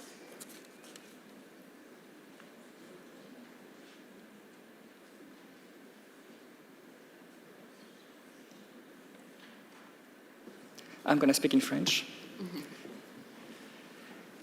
Madame la Présidente de ICCM5, Mesdames et Messieurs les ministres, Mesdames et Messieurs, je prends la parole au nom de Christophe Béchu, ministre de la Transition écologique, qui regrette de ne pouvoir être avec vous dans ces moments décisifs. Et je m'associe aux remerciements des orateurs précédents auprès de l'Allemagne pour l'organisation et la présidence de cette conférence. SAICM a marqué l'histoire de la gouvernance internationale, de la gestion des produits chimiques et des déchets. Mais alors que les produits chimiques contribuent à la triple crise planétaire et suscitent des inquiétudes croissantes de la société civile quant aux risques sanitaires et environnementaux qu'ils posent, nous sommes réunis aujourd'hui, ici, dans cette belle ville de Bonn, pour renouveler notre engagement. Un nouveau cadre international est en effet nécessaire pour que nous ayons une vision et des objectifs communs au-delà de 2020, à 7 ans seulement de la réalisation de l'agenda 2030 et des objectifs de développement durable. La France soutient l'adoption de ce nouveau cadre international qui contient de nombreuses cibles qui peuvent nous permettre de progresser vers une planète exempte de dommages causés par les produits chimiques et les déchets, pour un avenir sûr, sain et durable. Nous saluons notamment le fait que ce nouveau cadre va permettre d'encourager les gouvernements à mettre en place ce système global harmonisé pour assurer la sécurité des travailleurs et des consommateurs. Cet outil est un élément clé de la gestion des produits chimiques en France et nous souhaitons le renforcer en intégrant un critère spécifique pour les perturbateurs endocriniens.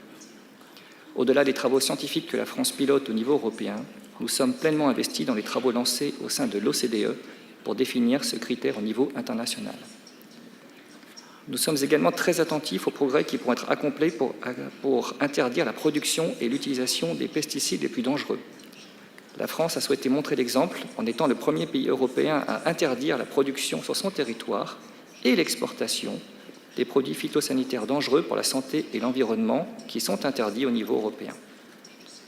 Les États et gouvernements ne pourront cependant pas, seuls, résoudre la question de la gestion rationnelle des produits chimiques et des déchets. Le secteur privé et l'industrie doivent être à la hauteur de leurs responsabilités.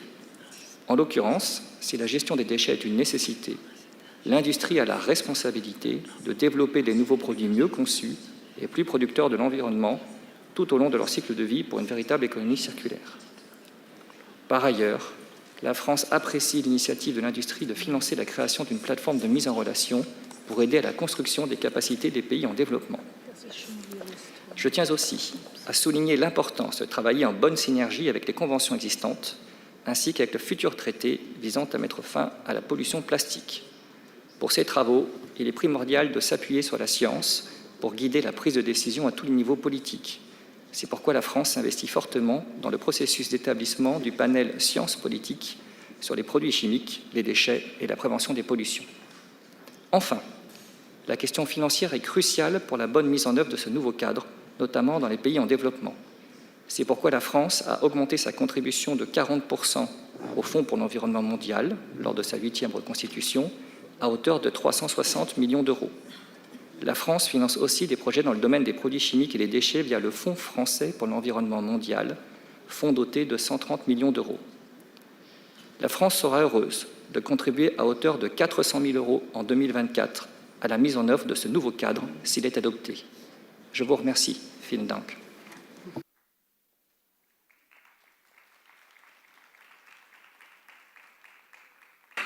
And now, Naresh Pal Gangwar, Additional Secretary, Ministry of Environment, Forest and Climate Change, India. Her Excellency Steffi Lemke, Federal Minister of Environment, Nature Conservation, Nuclear Safety and Consumer Protection, Federal Republic of Germany. Her Excellency Inger Andersen, Under-Secretary General of UN and Executive Director of UNEP, Ms. Anita Breyer, President ICCM5, distinguished delegates, ladies and gentlemen. It is a privilege and honor to address this august gathering, and I would like to thank the Government of Germany for this opportunity and congratulate them for successfully convening the 5th ICCM. We all know that chemicals are closely linked to our lives, as they find their use in almost every article and product that we use. Apart from having numerous benefits, chemicals also pose threat to human health and the environment if not managed in an environmentally sound manner. The potential consequences of their adverse impacts, combined with capacity constraints faced by many countries, present a challenge to global community. To manage the adverse impacts of chemical and their waste in an effective manner, India has made extensive efforts and taken several proactive actions. We have aligned our domestic regulations and policies on the management of hazardous chemicals with global standards. Further, with a view to setting up a regime for addressing the regulatory challenges and promoting innovation in chemical sector, India is working with all the stakeholders to bring an omnibus statute for strengthening and ensuring effective management of chemicals and waste. In line with our global commitment under multilateral environment agreements, listing of 19 persistent organic pollutants under the Stockholm Convention have been ratified, and a process has been initiated for the review and updation of National Implementation Plan to manage the POPs. India has also banned 72 highly hazardous pesticides for production and use in India with a view to move towards environmentally safer alternatives. India has put in place regulations to facilitate the management and recycling of major chemical waste. We are also planning to introduce a comprehensive policy to promote recycling of some high-volume hazardous chemical waste. These actions are playing a critical role in managing chemical and their waste in an environmentally effective manner, avoiding their adverse impacts on human health and the environment. The Government of India is committed to ensure that adverse impact of exposure to chemicals in any form is minimized, be it pesticide residue through food supply chain, occupational exposure to industrial workers and farmers, or contamination of water bodies. We have put in place a mechanism to prevent accidental contamination of food with high level of chemical residues and has prescribed mandatory tolerance limit for chemicals in consumables. While India is trying its best to play its part proactively to ensure effective management of chemicals and their waste, we strongly believe that there is an urgent need for a robust mechanism of technology transfer and financial assistance to developing countries and countries with economies in transition for onboarding them to accelerate their endeavor in this regard. Distinguished delegates, I would like to highlight that as a responsible nation, India is mindful of its duties and has engaged with global community to collectively work towards the development of a new SICAM instrument beyond 2020. We thank the Secretariat of ICCM5, the President, Ms. Anita Breyer, and all the delegates for their untiring efforts to achieve the goal of creating a new comprehensive instrument for management of chemicals globally. It is dedication and commitment of various stakeholders which will ultimately prove crucial for the sound management of chemicals and their waste. With this word, I again thank this august gathering for allowing India to put forth its action as well as commitment towards the sound management of chemicals and waste. I thank you for your attention. Thank you.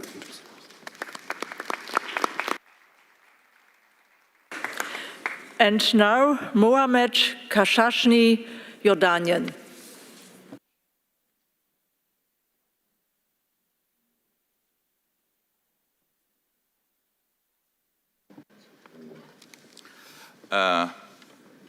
معالي الوزيرة، أصحاب المعالي والسعادة، السيدة الرئيسة، الزملاء الموقرون، إنه لمن دواعي سرورنا المشاركة في هذا المؤتمر الهام الذي جرى الإعداد له على مدار 7 سنوات في هذه المدينة الجميلة بون وعلى ضفاف نهر الراين، وأننا على ثقة بأن هذا الجمع من أصحاب القرار سيتبنى مخرجات هذا المؤتمر والمتمثلة بتبني إعلان بون عالي المستوى بون High-Level Declaration والإطار العام للمواد الكيميائية Global Framework on Chemicals for a Planet Free of Harm for Chemicals and Waste، والذي يحدد فيه وجهة العالم لإدارة الكيماويات للعقدين القادمين على الأقل. وبفعل هذا الدعم الذي تلقاه هذا النهج خلال العمل ما بين الدورات، فإننا نأمل أن تكون مخرجات هذا النهج عند الطموح الذي وضعناه لتحسين إدارة الكيماويات لتجنب فقدان المزيد من الأرواح نتيجة التسمم بالكيماويات.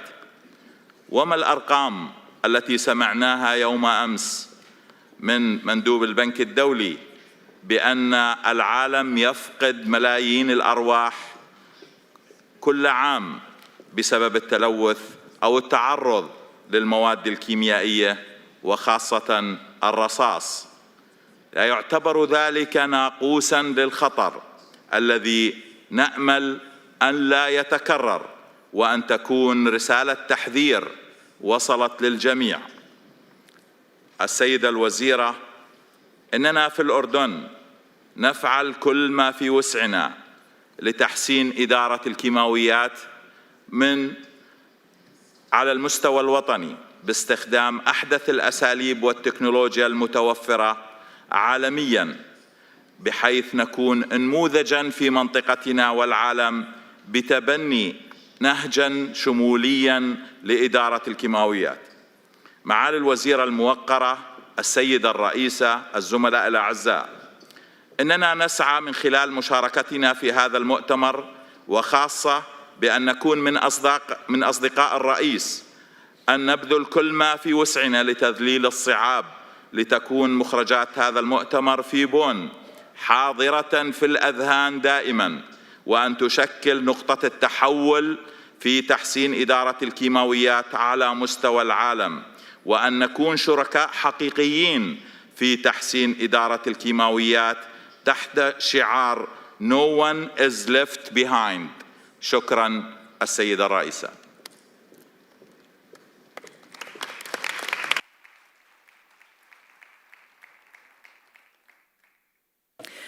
And now, Maria Eugenia González Anaya, First Secretary Environment, Permanent Mission of Mexico to Geneva, Mexico.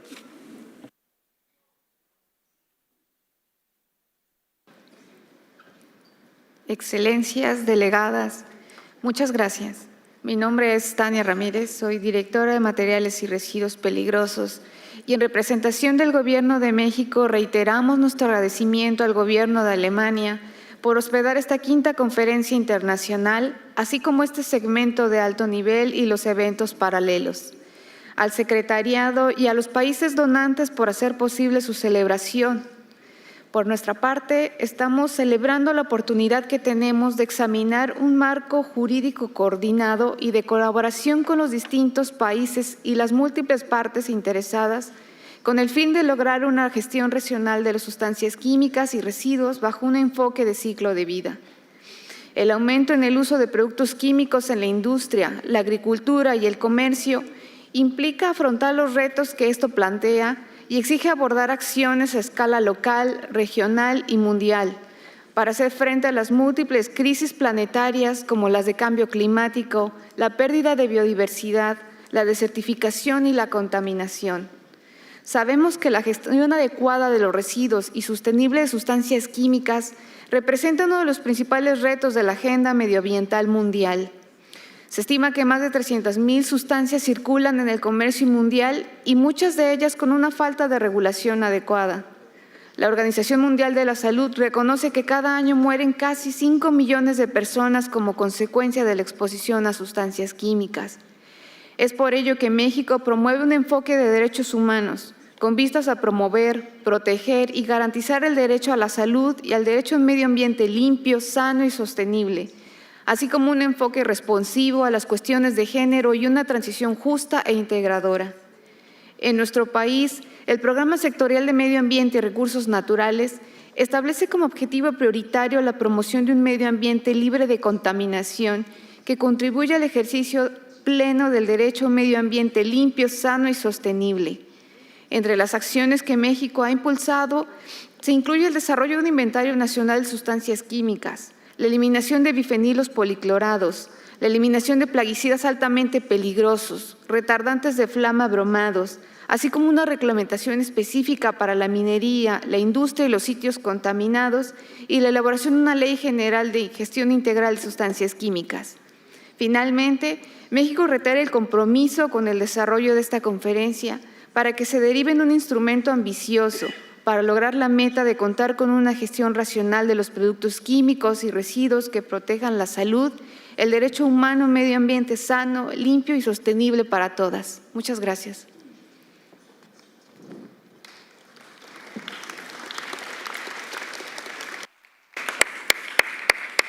And now, Mamaguala Musikene, Deputy Director General, Chemicals and Waste Management, South Africa.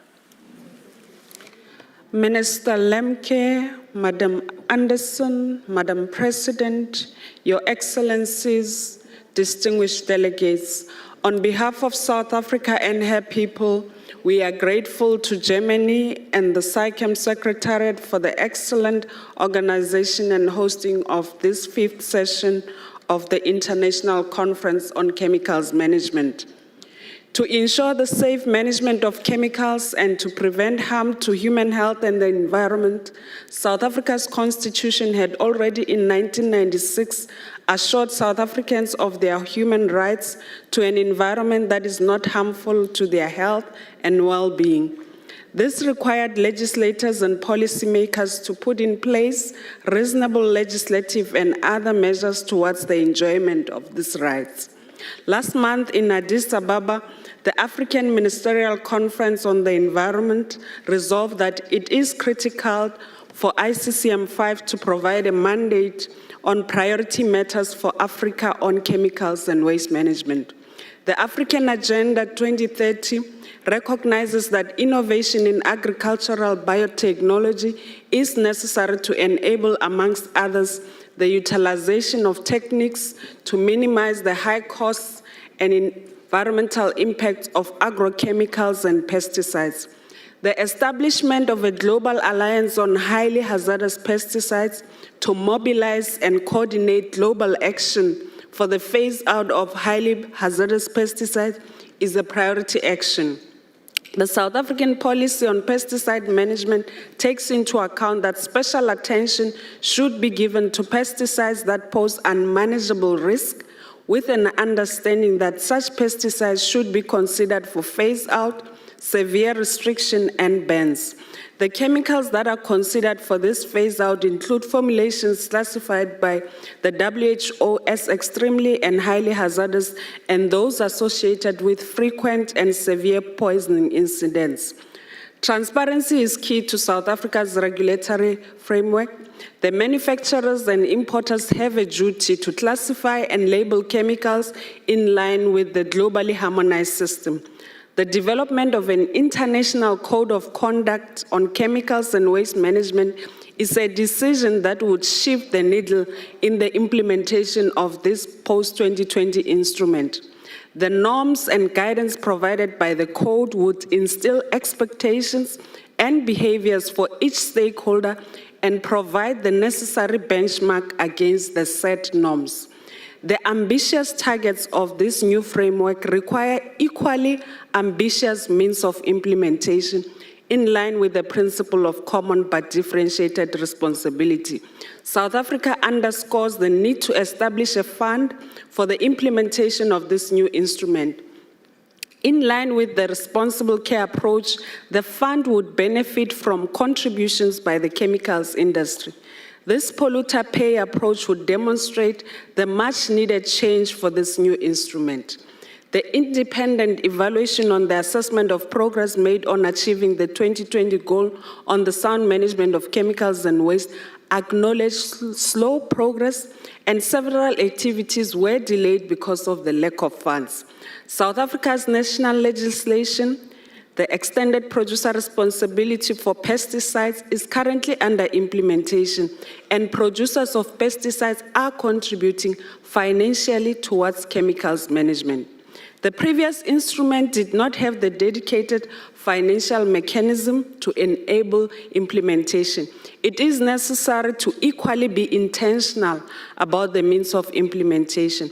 Governments cannot continue to burden the already constrained fiscus, and it is necessary that the polluter pays for the management of chemicals. In conclusion, one of the sons of this soil Albert Einstein said, and I quote, "Insanity is doing the same thing over and over and expecting different results," close quote. The life cycle of chemicals includes numerous role players in the value chain. Let us have a collaborative approach to the financing of this new instrument. I thank you.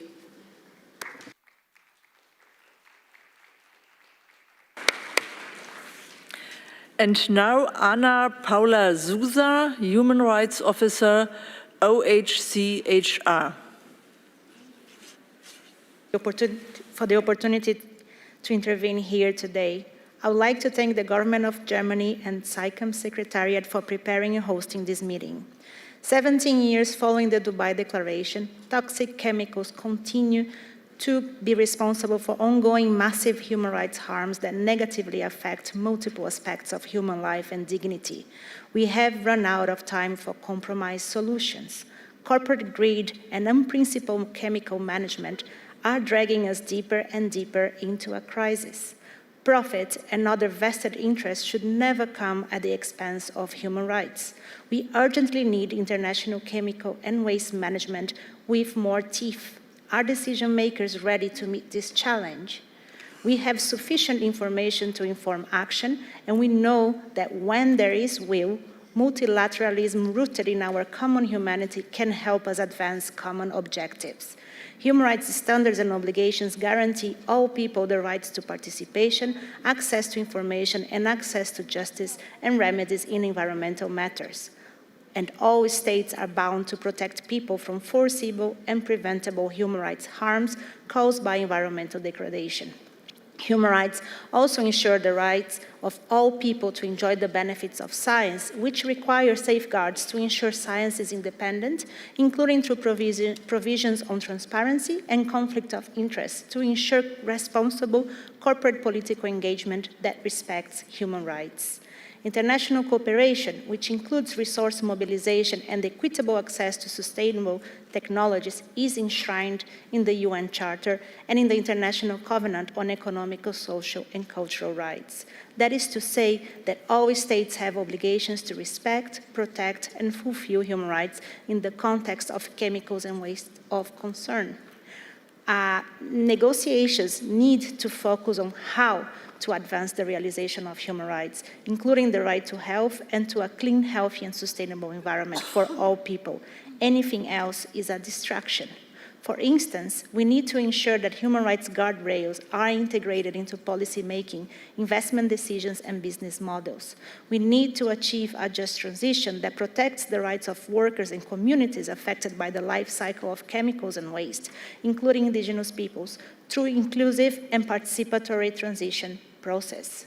And that states increase resources in line with equity and their common but differentiated responsibilities and respective capabilities and the duty to cooperate in order to match the scale of the toxic crisis.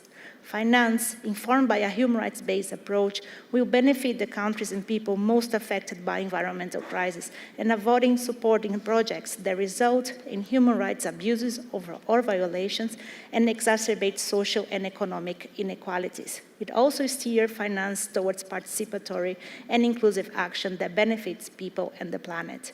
In conclusion, we must strive to address toxic chemicals as the human rights crisis it is. OHCHR welcomes the much-needed establishment of the Global Alliance on Highly Hazardous Pesticides and remains available to continue engaging with all stakeholders in the implementation of the new framework. Thank you.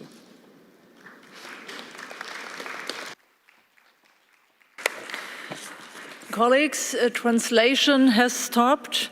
And so I have to ask you if you are willing to continue our conference in English without translation. And that's fine, thank you for that. So the next is Patrick Child, Deputy Director General, EC. Madam Chair, Excellencies, ladies and gentlemen, in view of the time, I propose to deliver an abridged version of my statement. The European Commission strongly supports the development of an ambitious, improved, enabling framework on safe and sustainable chemicals. We have such a robust strategy at European level with the European Green Deal, our chemical strategy for sustainability, and the Zero Pollution Action Plan. In seeking to translate the same principles to targets, objectives at an international level, I would just like to underline the importance, firstly, of stakeholder engagement, and secondly, capacity building in developing countries. In the European Union, we understand the importance of creative solutions to financing. The EU has provided 130 million euros over recent years to promote sound chemicals management in our partner countries. One very recent example is a collaboration with UNEP and 4 African countries on the UN globally harmonized system of classification and labeling of chemicals.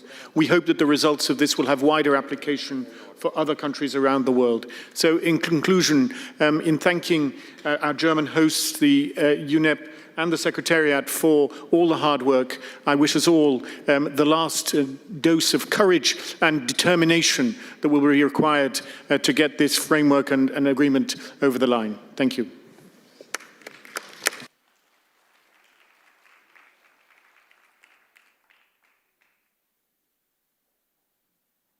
So thank you, and I have to ask the Secretariat if it's clear that we close now.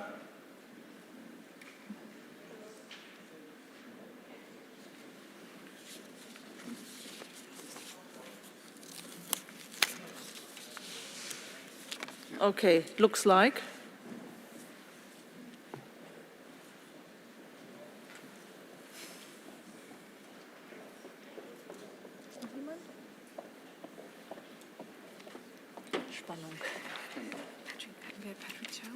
Patrick Scheid, was? Ja, sind alle durch jetzt? Nee, dann jetzt würde ich ICCA auf. Okay, there's another speaker from ICCA. Please, you have the floor. Thank you.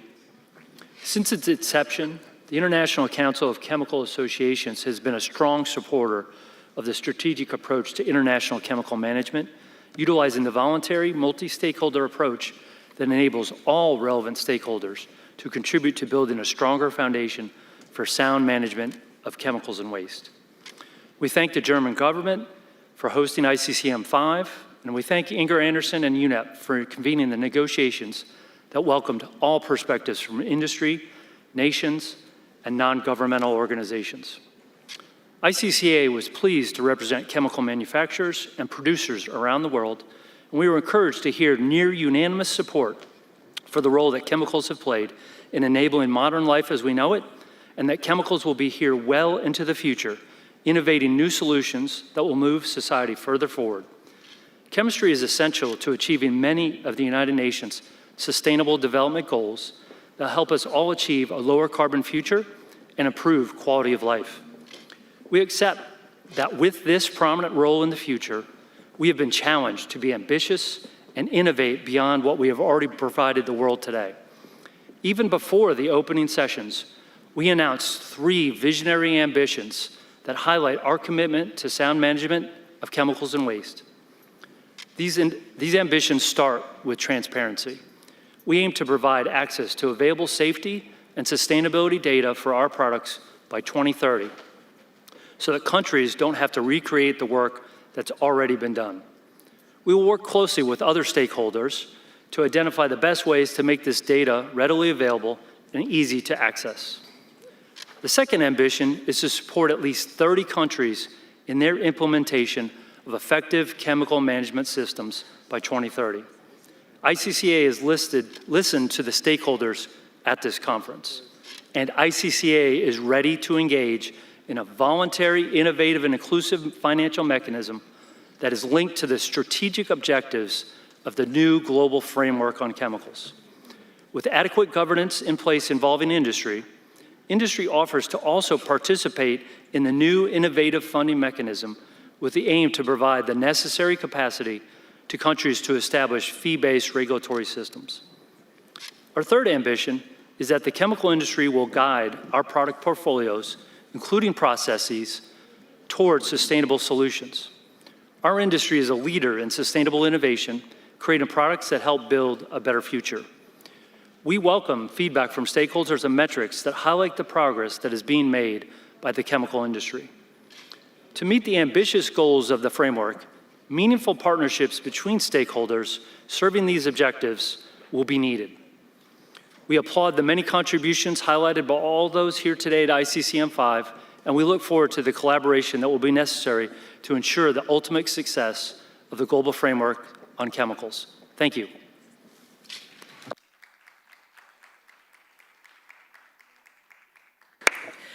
The next is Mr. Salomon UNICEF.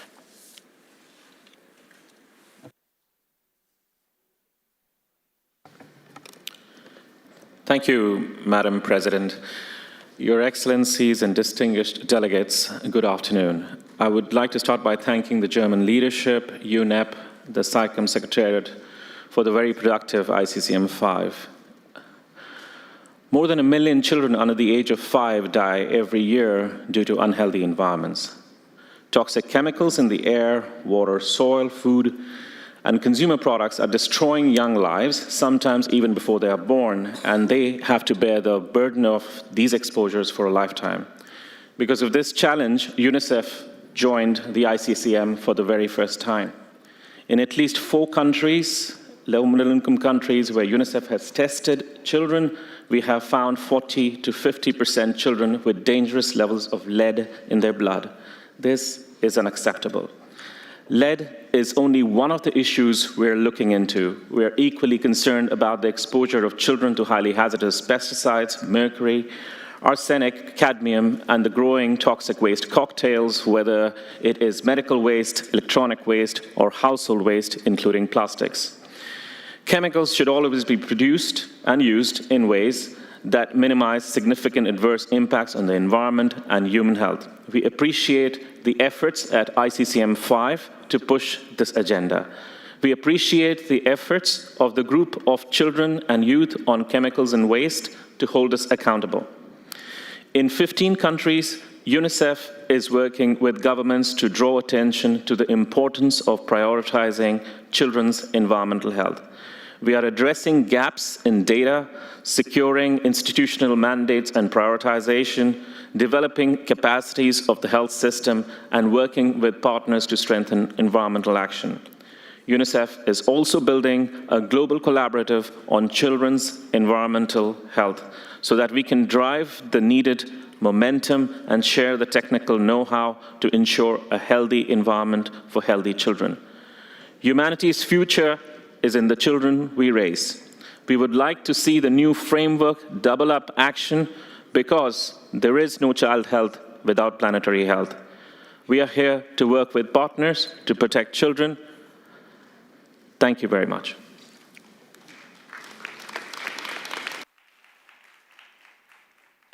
And now Eswatini.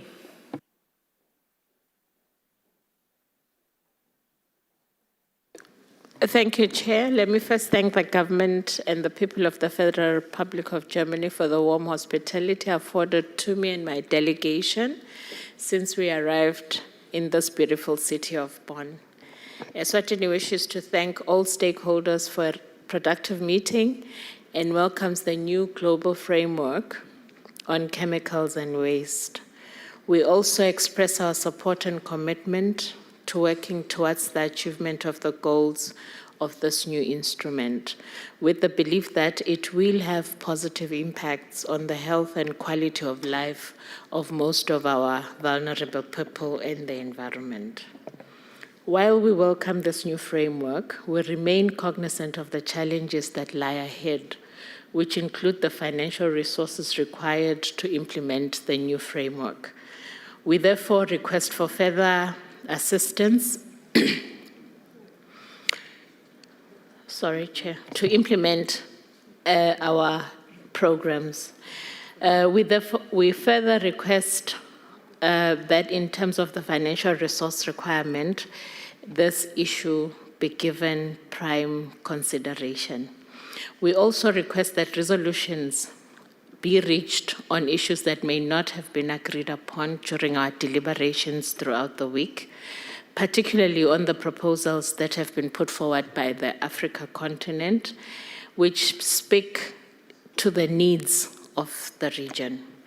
These would include a resolution on voluntary guideline on sound management of chemicals and waste, and the elimination of highly hazardous pesticides. As we conclude, Eswatini remains positive that sound management of chemicals can be achieved, and when stakeholders are willing to work together in a corporate manner, all is attainable. Thank you, Chair.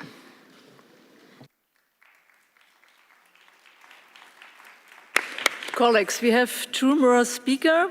The next is CropLife International.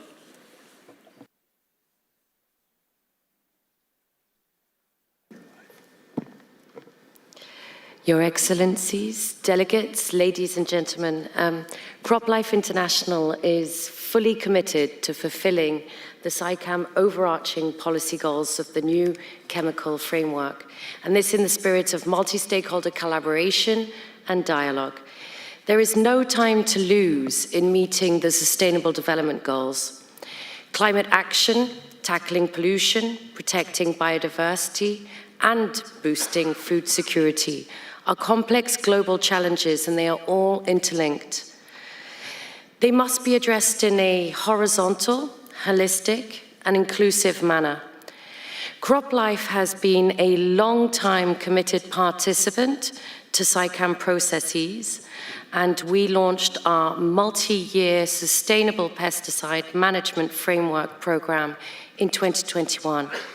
It is currently underway in 5 countries in Africa, Asia, and the Middle East, and will soon be extending this ambitious program to Central and South America to support the implementation of the new framework in a transparent manner, and look forward to reporting on its progress. The Sustainable Pesticide Management Framework aims to achieve long-term change and resilience by upholding best practice standards for pesticide management, including integrated pest management, or IPM. We do so by investing in capacity building, providing access to knowledge and data, accelerating innovations, and this is in full support of a sustainable transition away from highly hazardous pesticides. We therefore endorse a declaration that reflects our shared commitments and gives us renewed energy to strengthen global action in achieving a safe and sustainable management of chemicals. Count on us to be part of the solution.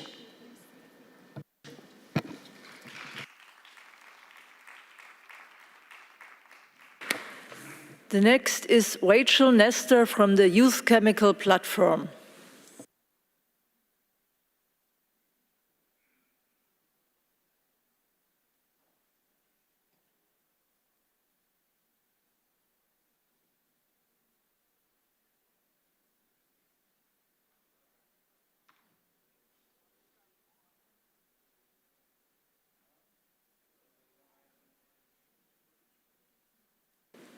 Okay, looks like she isn't here. Okay, then, Excellencies, colleagues, ladies and gentlemen, directors, board members, stakeholder representatives, Inge Andersen. I would like to thank all delegations, the representatives of all stakeholder groups, and particularly the 2 co-chairs of the Friends of the President group. Although we haven't formally adopted it yet, we have agreed on a good text for the high-level declaration.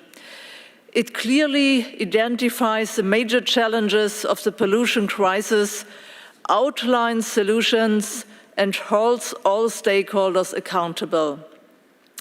This week has brought home the need for us to take our responsibility for the safe production and use of chemicals seriously.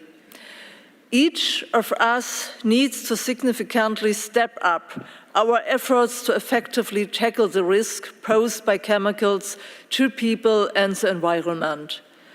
At this conference, we have shown that we are working closely together in all sectors, including agriculture, health and occupational health and safety, and that we are living up to our responsibility. I very much hope that we will maintain this spirit and swiftly achieve the common goals we have agreed. Ladies and gentlemen, by adopting the high-level declaration, we will meet our responsibility and take an important step towards the globally safe production and use of chemicals. We have already clearly demonstrated our commitment to making the global pollution crisis a stronger focus of our own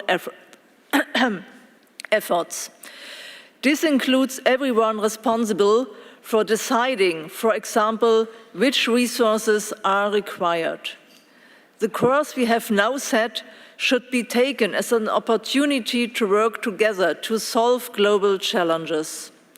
This includes supporting scientific, technological, economic, social, and other innovations that will make chemistry a sustainable sector.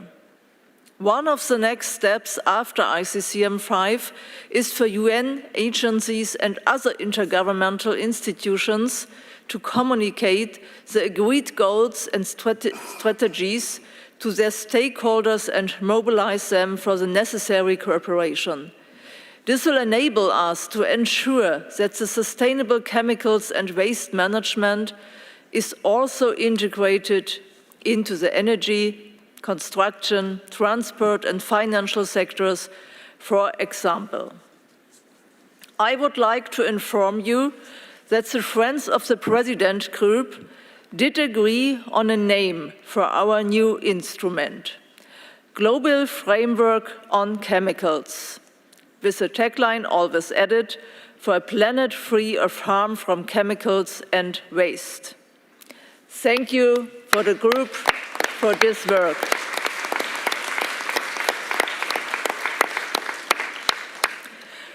And they also lifted brackets on waste. So progress is going on, and I'm very optimistic that this bond spirit will extend to all issues still open. To further inspire you, I can make the announcement that the German government just informed me as President that Germany is willing to double the amount pledged yesterday up to 20 million euro as an initial start for the new global framework on chemical, for a planet free of harm, chemicals and waste.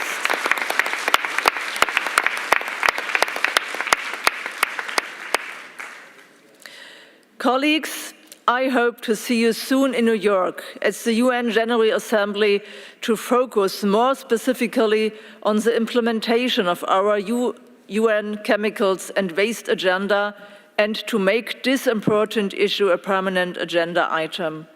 This would be a big step forward in raising political visibility and monitoring the implementation of our goals. And it would send a clear message to industry to continue developing innovations for sustainable chemistry. Ladies and gentlemen, colleagues, thank you.